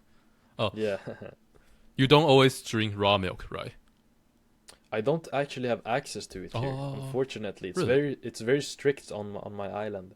even though there's farmers everywhere, the government here still wanna they wanna be in control of every single production thing. Like they wanna definitely they don't support raw milk. So even the owners of the farmers can't drink their own raw milk. They have to send it away and pasteurize it before they can drink it. Okay. They're super strict. So wow. Unfortunately, I don't have access to it. That's kind of wild. Yeah, it's crazy. Do you have people around you that eat a similar meat-based diet in your island? No, I recently moved back here from Sweden. So when I was 8 years old, up until I was 8 years old, I lived on this island. But then I moved to Sweden, to the country, basically. And I've lived there for 12 years, I think. Yeah, 12, 13 years in Sweden. And now I recently moved back here. And I don't have any friends here, actually. I don't have anyone with a similar mindset as me. So as of right now, I'm just chilling by myself with my family, and my family eat processed foods. But I can still, maintain my healthy diet alone. I see. I would say the closest person is my dog to my diet. Oh, okay. Sully. She eats some raw meat, raw pork. Nice. Stuff like that. Nice. Yeah, the reason I asked you that was because maybe if there are more people that eat a similar diet, it will be more likely you get raw milk for whatever reason. Yeah, that is what it is. Yeah, for sure. For sure. I also think if someone is watching this and they want to try to fix their health, I think you don't have to eat raw meat in the beginning. As I said, one step at a time. You don't have to eat raw meat to be healthy. Like I still believe that you can cook your meat and your eggs, and you need to take one step at a time. Do not try to change in one day and go from processed foods to a really extreme diet, which can be only meat and only raw meat. Then you're most likely to get back to your old habits and your old eating. Nice. What do you think is your most favorite food? My most favorite food. I actually thought about that yesterday because I really enjoyed the raw cheese that I ate. I ate moldy raw cheese with raw honey, and I really liked that. And I was like, damn, this is my favorite food. But overall, like big meals, I would say, as of healthy, just meat and eggs with maybe some organic potatoes if I'm going to work out or if I'm going to be active. Nice. Okay. Yeah, like if we're talking about unhealthy processed foods, then I would say a nice burger is really nice. It's nice, good. nice. I'm happy you also mentioned that. Yeah, that's interesting to know. Yeah. Okay, so I want to talk more about working. So working, yeah. From Monday to Friday, you need to go to work. Yeah. I work part-time at a farmer. Whoa, basically nice. Here. Yeah, so it's interesting. I work from 10 to 2. 10 to 2. And yeah, it's dope. I work with animals and I'm outside in nature, getting sunlight and moving my body, and I'm being around very kind people. Yeah. Nice. I guess they are kind because they are living a pretty healthy life, relatively. Yeah. Of course. I think people that are living more aligned with nature are also super open-minded and are very kind. Like in general, when you're living like a human being are supposed to live, then I think you don't have a lot of hatred in your body. Nice. Can you talk about what you actually help with them? With the farming? I mean, like, what do you actually help them do? Okay, so that varies a lot. It varies so much, but in general, I feed the hens, the ducks, and then I also feed the goats and sheep, and I milk with my hand, and Wow. just help them overall with lifting stuff. Sometimes I drive a tractor, just getting stuff. They're pretty old, so I usually help them with lifting stuff, and they just tell me what to do, and then I go do it, you know. So it's often around just feeding the animals and just taking care of them, checking up on them. Interesting. Yeah. Nice. So I guess you have pretty direct access to raw milk. Yeah, I do have. The thing is, they're grain fed, and some of them get vaccines. And during winter time, they also eat a lot of grains, potatoes, and stuff they're not actually supposed to eat. So I've questioned if I should really drink that. Nice. Okay. But yeah, sometimes I do drink it. But also in the grocery stores, I have access to local, low pasteurized, high fat milk that I also can drink sometimes. Yeah. I see. I guess they just sell the animals. They make them into some animal products and sell to people. Yeah. Did you hear me? Yep. Yeah, exactly. They do sell meat, and they sell. They don't sell organs, unfortunately. They sell meat though, and they sell some cheese that are pasteurized, and that's it. Yeah, and some wool as well. Okay, sounds good. Yeah. Do you have any tips for people that want to get into a farm job? I'd say just show your interest. You know, I went there first time to just buy milk from them, and that's when I spoke with the owners. I showed my interest. Like, I really like your farm, and I like that. I like to be working outside with animals. I love animals. This is definitely something that I want to work with in the future. And I asked them, like, are you guys looking for anyone to help you work? Like, and they told me that, yeah, like, we actually need one more to help us, especially during summer. So that's when I got the job eventually. Yeah.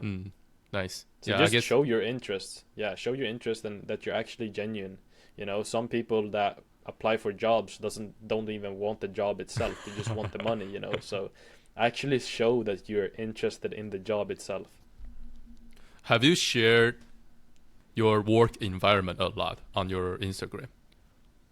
Not a lot. I've been posting like the animals sometimes here and there, but just the farmers don't want me to film as much and show it. Oh, I see.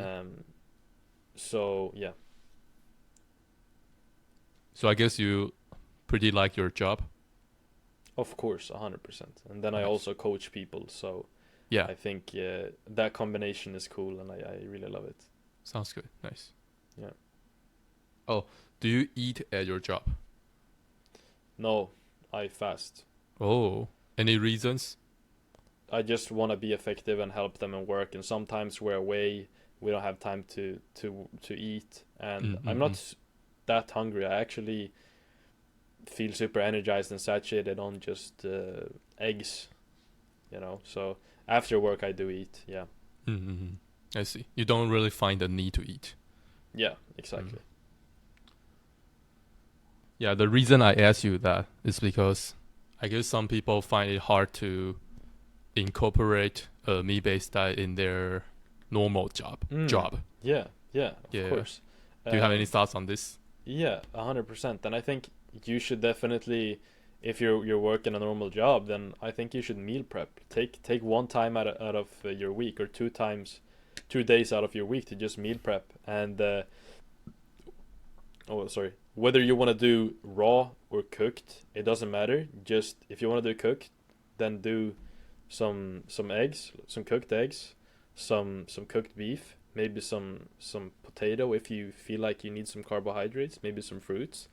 Pack that into some small glass containers and bring it to your job, you know. Yeah, and if you want to eat raw, just prepare it well and do beef tartare or whatever. Yeah, I think it's definitely, if you're working a long job, it's definitely needed. You know, you need it. I don't think you should be fasting for 10 hours if you don't really feel like it. Some people do in the beginning phase, when you want to cleanse out your body, it can be suitable for some people to fast over longer periods. But in general, just take some food with you. Did you say you work from 10 to 2? Yeah, so it's part-time. It's So that's going to be a little easier in terms of eating a meat-based diet, I guess. Yeah, 100%. Yeah, it's just 4 hours. Even if you need to work a full-time job, I think it's pretty easy to incorporate that. 100%. If I were to work a full-time job, I would take my food with me, of course, and I would meal prep. Yeah. So for those that feel like it's too hard, you should just stop making excuses. Stop making excuses. Take 1 day or 2 days out of your week to just, in the evening, go buy some meat, go buy some organic potatoes or some eggs or some whatever you want to eat, and then just prepare it. Like 3 meal boxes for 3 days, and then when those are empty, just do the same thing for the other 3 or 4 days. Do your coworkers know what you eat? Yeah, my farmer is super open-minded, and I tell them everything. They know that I eat raw meat. They know that I actually spoke with one of my coworkers yesterday about drinking raw eggs for breakfast, and she was in disgust, but it's just funny to discuss because my coworkers eat like normal foods. They're not eating the foods from the farmer itself, you know.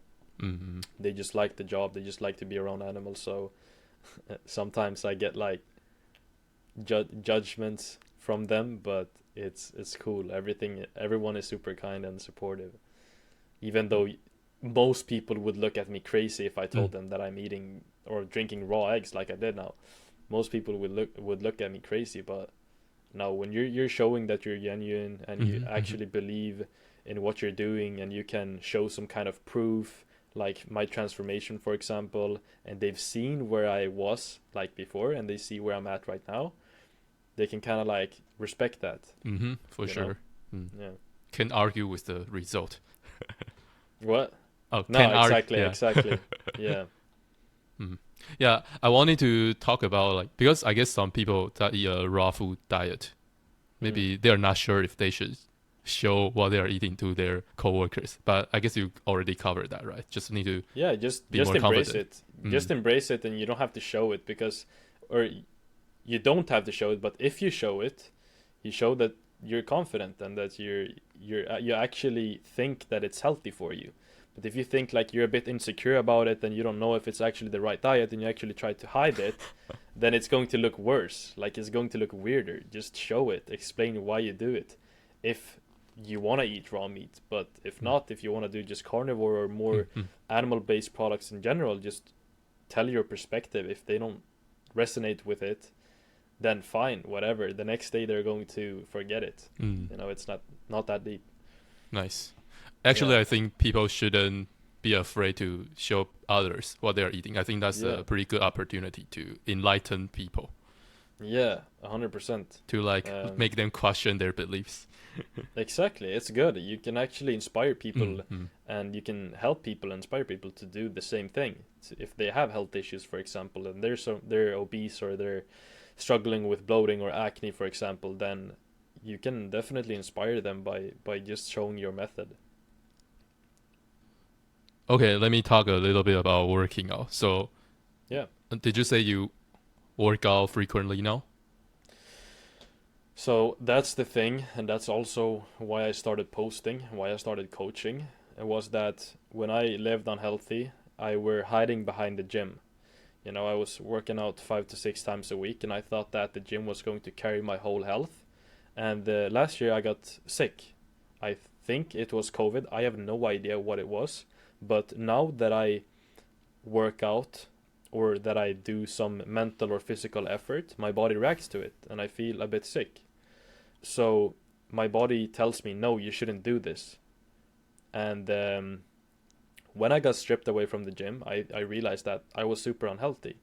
So I started to focus more on my habits, my routines, my diet, my sleep, everything around health that doesn't involves exercising. Because I had to help myself and heal myself without the gym. I couldn't longer hide behind it. So now I do some exercises here and there, because I still think as men we should move our bodies. I think that's what testosterone is for, to move ourselves, to lift things, to be able to protect our family and our children. But I have a more focus on the basic things, on the fundamentals, on the basics basically.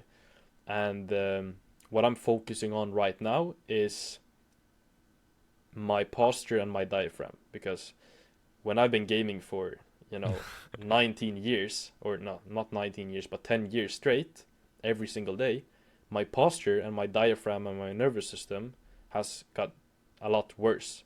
So, when you're hunched over all the time, it's going to affect you, whether you want it or not. So, I'm working on just fixing the root, So I got a coach that's helping me with breathing exercises and posture exercises.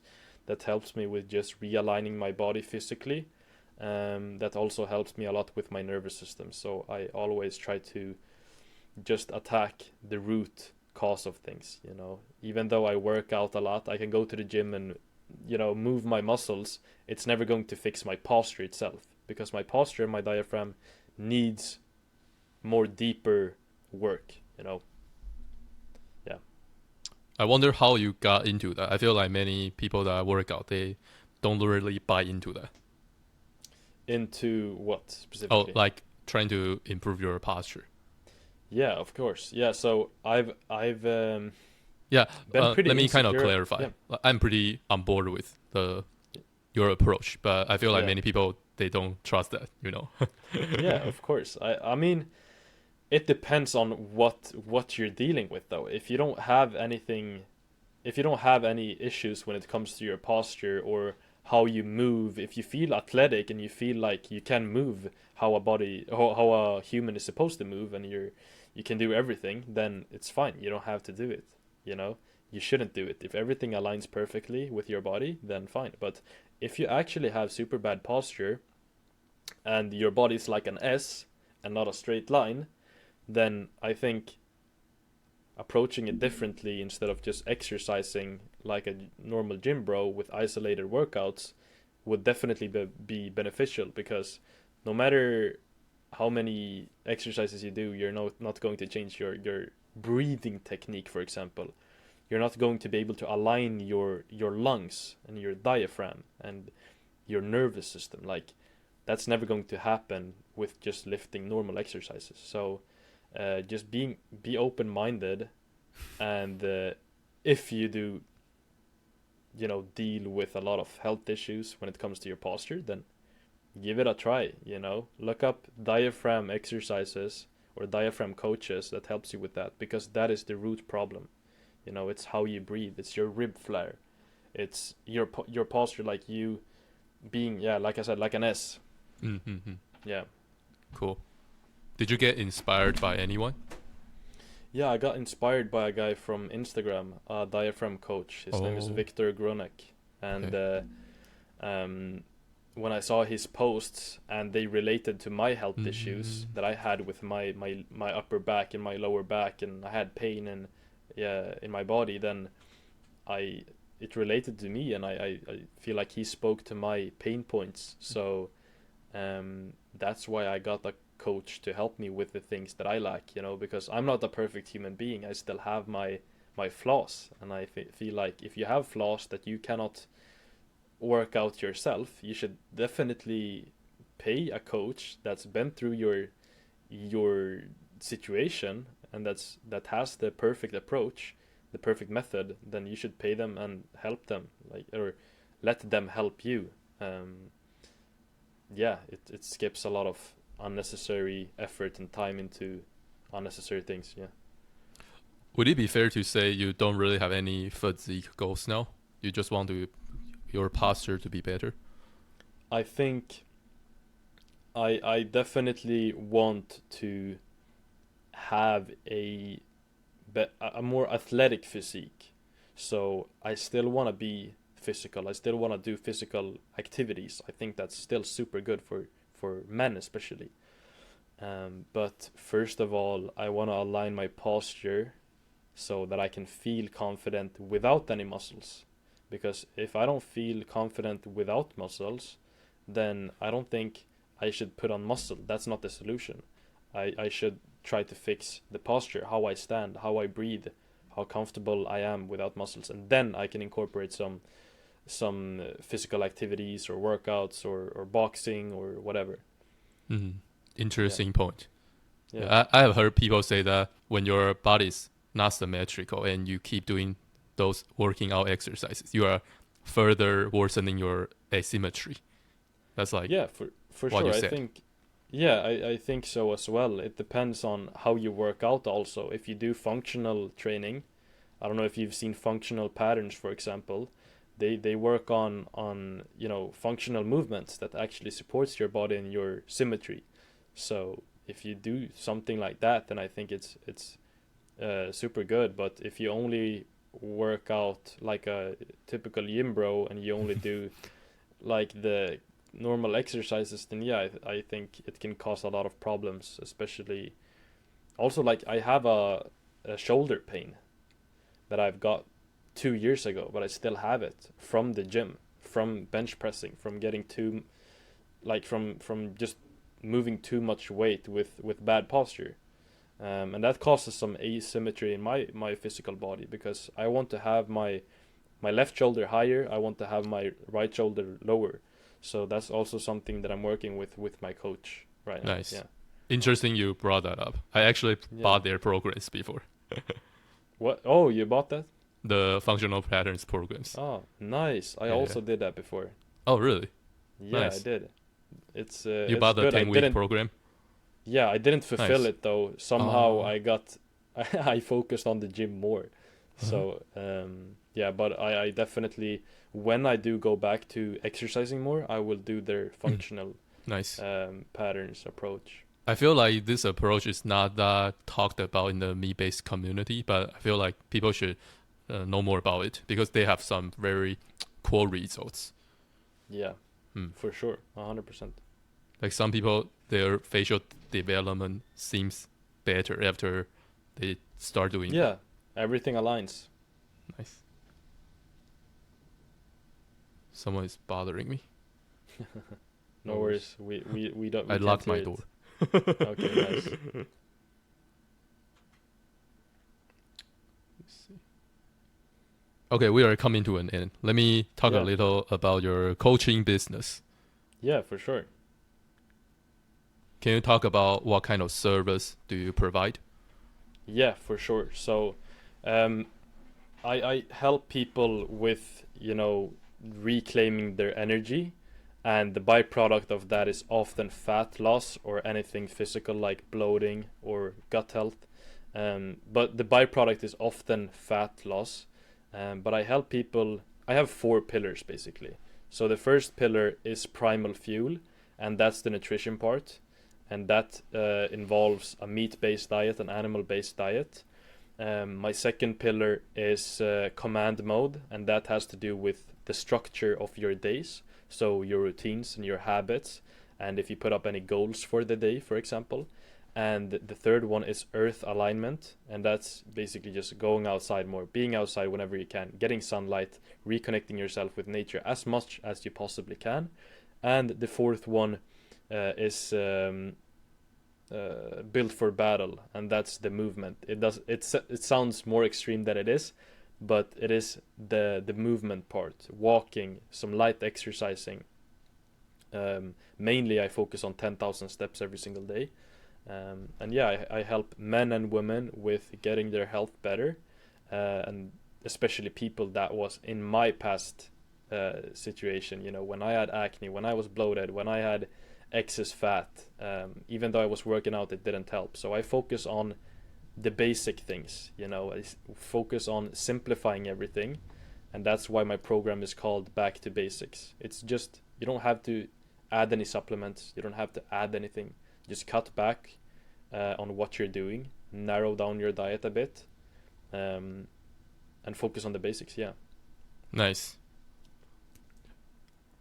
I want to ask you, what have you been able to help your clients achieve? So my first client was Filippa. It's a girl, and she lost 8 kilograms. I don't know. Do you know kilograms? Yeah, she lost 8 kilograms in 3 months with just this approach. She also got so much energy that she started to exercise and run by herself. Like I didn't tell her to exercise or run. I told her to focus on the basics, the diet, the walking, the habits, the sleep, and you will slowly but surely get healthier. She also experienced a lot of bloating. She was super insecure. She had acne. I healed her skin as well. And she wasn't confident at all. She had a lot of fat. And after 3 months, she got her confidence back, her energy back. She's sleeping like an angel. She said that on my Nice. testimonial video. That's on my Instagram. But it's a complete identity change in my eyes. And yeah. Beautiful. Nice. Yeah. What do you think makes you stand out as a coach? I think what makes me stand out as a coach is that I focus on the things that other coaches isn't talking about. You know, other coaches, what I've seen, they're only focusing on the exercising and then calories, for example. Like, okay, you can only eat this amount of calories. It doesn't matter what you eat. And then you have to exercise this much. But I'm focusing on the other parts, you know, the sleep, the diet, the routines, the habits, just the simple things that no one really cares about, that no one really knows it makes a difference. So building on the foundation that's down here, your root, who you are as a person, what you prioritize in your days, instead of focusing on the things up here. Okay, so everything is super simple, and yeah, that's it, I think. Yeah. Nice. Do you have any tips for people that are interested in getting into a coaching business? Into coaching business? Yeah, sure. I think people that if you wanna coach anyone, you should be as genuine as possible. You shouldn't think about money, because I know if you're getting into coaching, of course, there's a part of you that wanna get more money and more freedom, of course. But in the core, you should wanna help the other person, and you should talk about your transformation and your story and your experience, and try to relate that to the client that you have. So if you've been fat and then you've lost that fat, you should talk about that process, your mindset. What did you do during your transformation? What did you think? What was it that flipped the switch? What helped you the most? And really just talk about your story, where you came from, where you are now, and your method, and be as genuine as possible. You know, if no one wanna buy your program and your coaching, whatever, just try to help people as much as possible. Try to spread truth and the word, and what you genuinely believe in. Nice. Yeah. Yeah, so you have been posting content on social media. Yeah. What kind of content do you plan on posting in the future? So in the beginning, when I started to post on TikTok, and I posted more like viral, trendy videos in the beginning. But that's when I started, and I cannot start as a professional, you know. But just starting is the most important thing. Just starting, just throwing yourself out there, even if it was uncomfortable in the beginning. The people around me was judging me, and my family, everyone was judging me, but I didn't care. I was following my intuition. I was following what I wanted to do, basically, and that mattered more than people's opinions. And I started to post on TikTok, trendy things, and then I realized fast that people on TikTok are usually a younger audience. They do not take things seriously. The people that goes into TikTok only wants satisfaction. They're not looking for any advice. They're not looking for real, true change. and that's when I started to post more on Instagram, and now I post things that genuinely help people. I post more personal things. I try to give out more value than trying to post trendy content, even though that's hard, even though that gets less engagement and people don't like that as much. The right people, I can change. Like, I'd rather change 3 people's lives than to just satisfy 1,000 people just by looking at the video.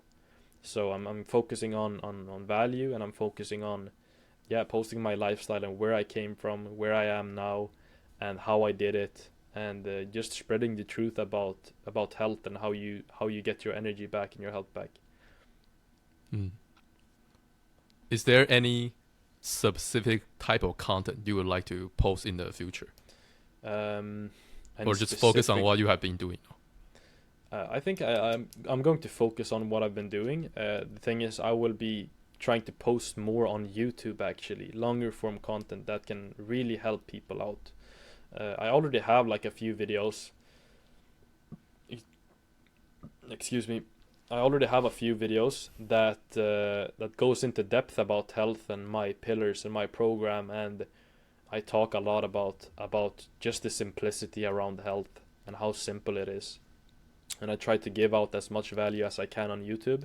So when it comes to YouTube, I will document more of my lifestyle, how I eat, what I do during my days, my thoughts, my mindset, everything around health, and just trying to be as authentic and genuine as possible. Also on Instagram, I will be posting my transformation videos to get more engagement and new eyeballs to my page. But then when I have new eyeballs, I'm just trying to give out value in form of showing what I eat, what I do, my thoughts, stuff like that. Yeah.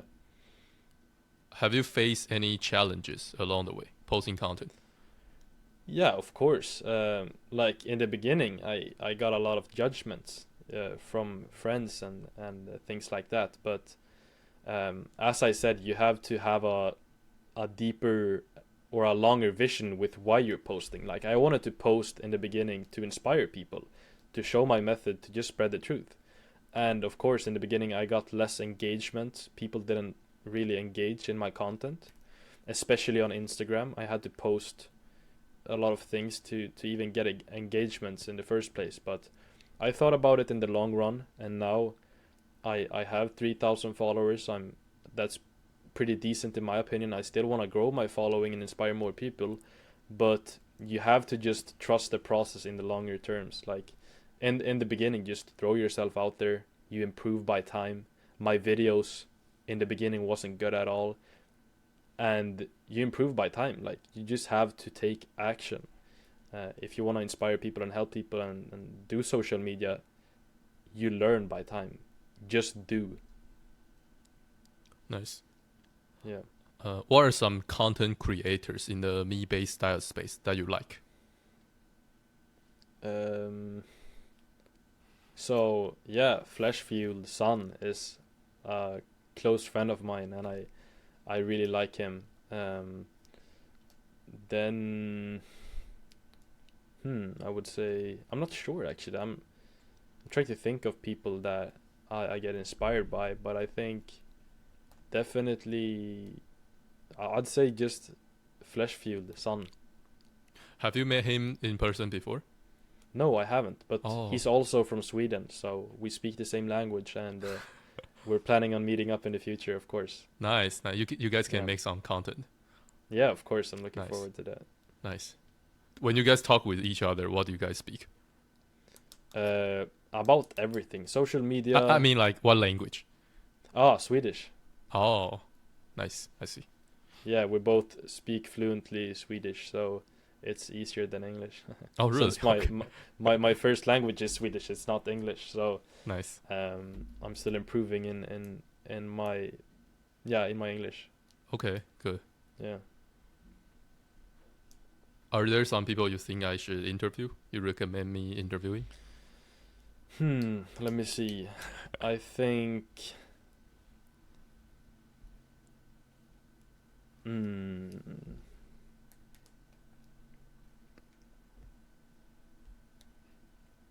Let me think of someone that had. I think Matthias Jake. He's from Czech Republic, but his transformation is crazy. He's in the like animal based community as well, and but he's also focusing on working out a lot, and he's coaching people to help people get their dream physique.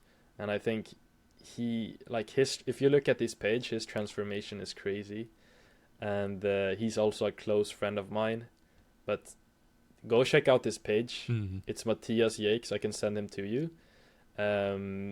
But yeah, check his transformation out. You will definitely want to speak to him. Nice. Okay, I'm interested. I feel like I prefer to interview people that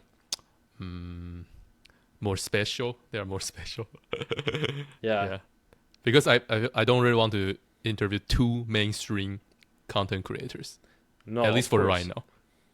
Yeah, he's been posting since March, and he's already got like 12,000 followers. But he's definitely not mainstream. And he's more known in the Czech Republic. Nice. Okay, community, sounds good. so Sounds good. Yeah, that sounds like a good suggestion. Yes, of course. So this question is a little deeper.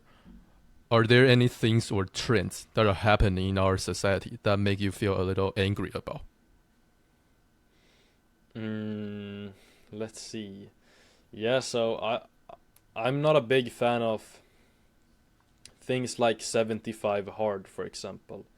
I don't know if you've heard about that, but that's where you go extreme on your lifestyle and your training and diet and everything for 75 days. And I think, of course, it can be beneficial, but for people that are trying to change their health and they're going all in for 75 days, it's a high risk that they're going back to their old habits and their old routines when they see their health as a challenge. I don't think your health should feel like a challenge. I think you should live your life and then your health will follow. You just need to focus on the right things. You need to take some time out of your day to go for a walk. You need to have some discipline to eat the right foods, but it shouldn't feel like a challenge. And that's why I only focus on sustainable things. I wouldn't recommend anyone to do 75 hard that are trying to implement good healthy habits and diets, because it's too extreme. It's not long term. You need to look at your health in longer terms. Like, can I see myself do this in 30 years? Can I see myself do this when I'm 50 years old, for example? And often with 75 hards, it's in 75 days, and you cannot see yourself do it for longer than that. If that's your first thing that you get introduced to when you try to fix your health, you try to fix your fat, for example, you try to lose weight, sure, it might work for a couple of days, but it's not sustainable. You won't have life-changing results. And that's why I'm focusing on getting identity changes by focusing on changing lifestyles, focusing on, changing perceptions of how you view life and how you view your health, So extreme principles isn't something I would recommend. For some people it might work, Son, for example, is doing only raw meat now for 1 month or whatever it was. But for other people that are just coming into the health space and they see that as a first impression, it might be seen as too extreme or as a challenge, So extreme principles is not the way, in my opinion. I see. Nice. I think, in general, the trend that are going on now with health foods, with natural animal-based foods, eating beef and eggs on a chopping or a tree, what's it called? Tree board. Cutting board, exactly. That's a good trend. That's real food. Even though some people might seen it as corny or this is just a TikTok trend, whatever. I think it's a good trend, It's sustainable. It's real healthy foods with fruits and meat and eggs. I think people shouldn't look down on it just because it's a trend, but yeah, exactly. Mm-hmm. Just need to try to make the process enjoyable so you can do it long. Exactly.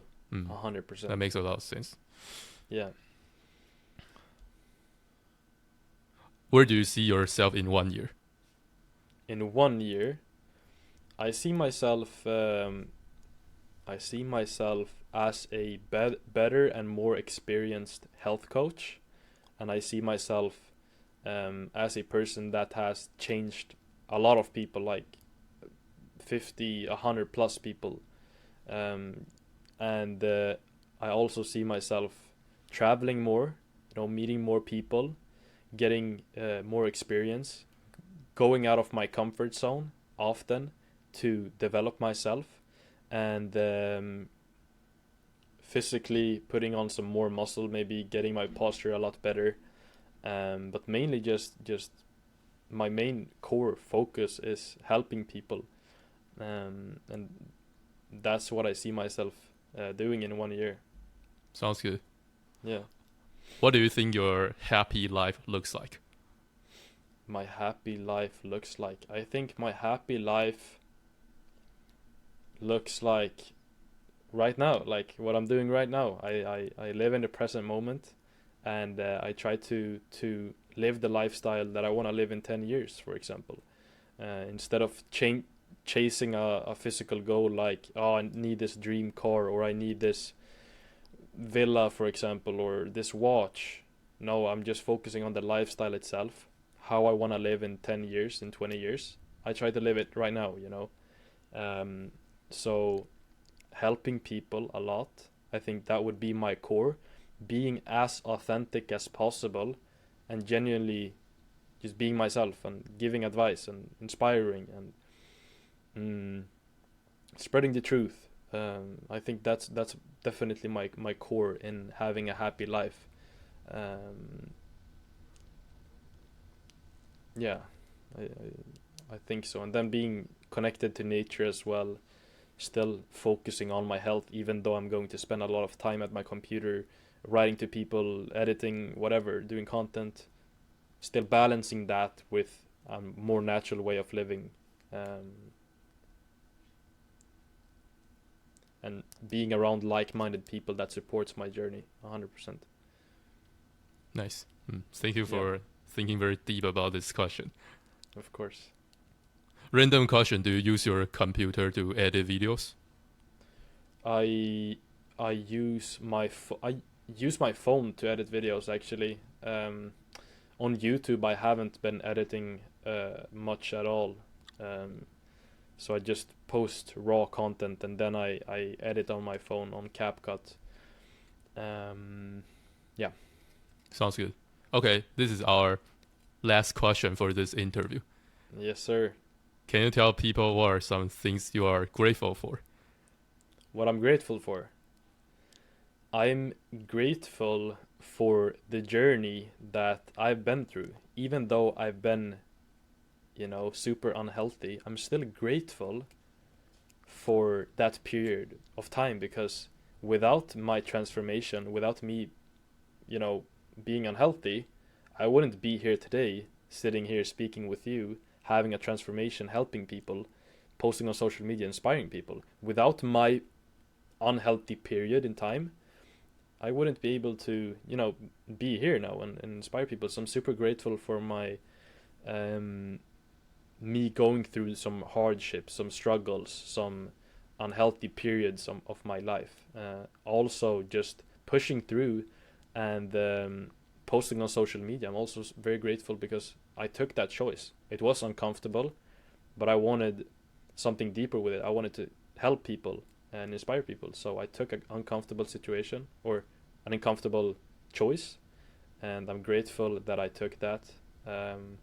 I would say I'm also very grateful to be alive now. I live so close to nature, and I can definitely just appreciate the small things, like the small moments during the day, like just getting sunlight on my face in the morning. It's super enjoyable, and I'm truly grateful to be here. And also I'm a pretty deep thinker.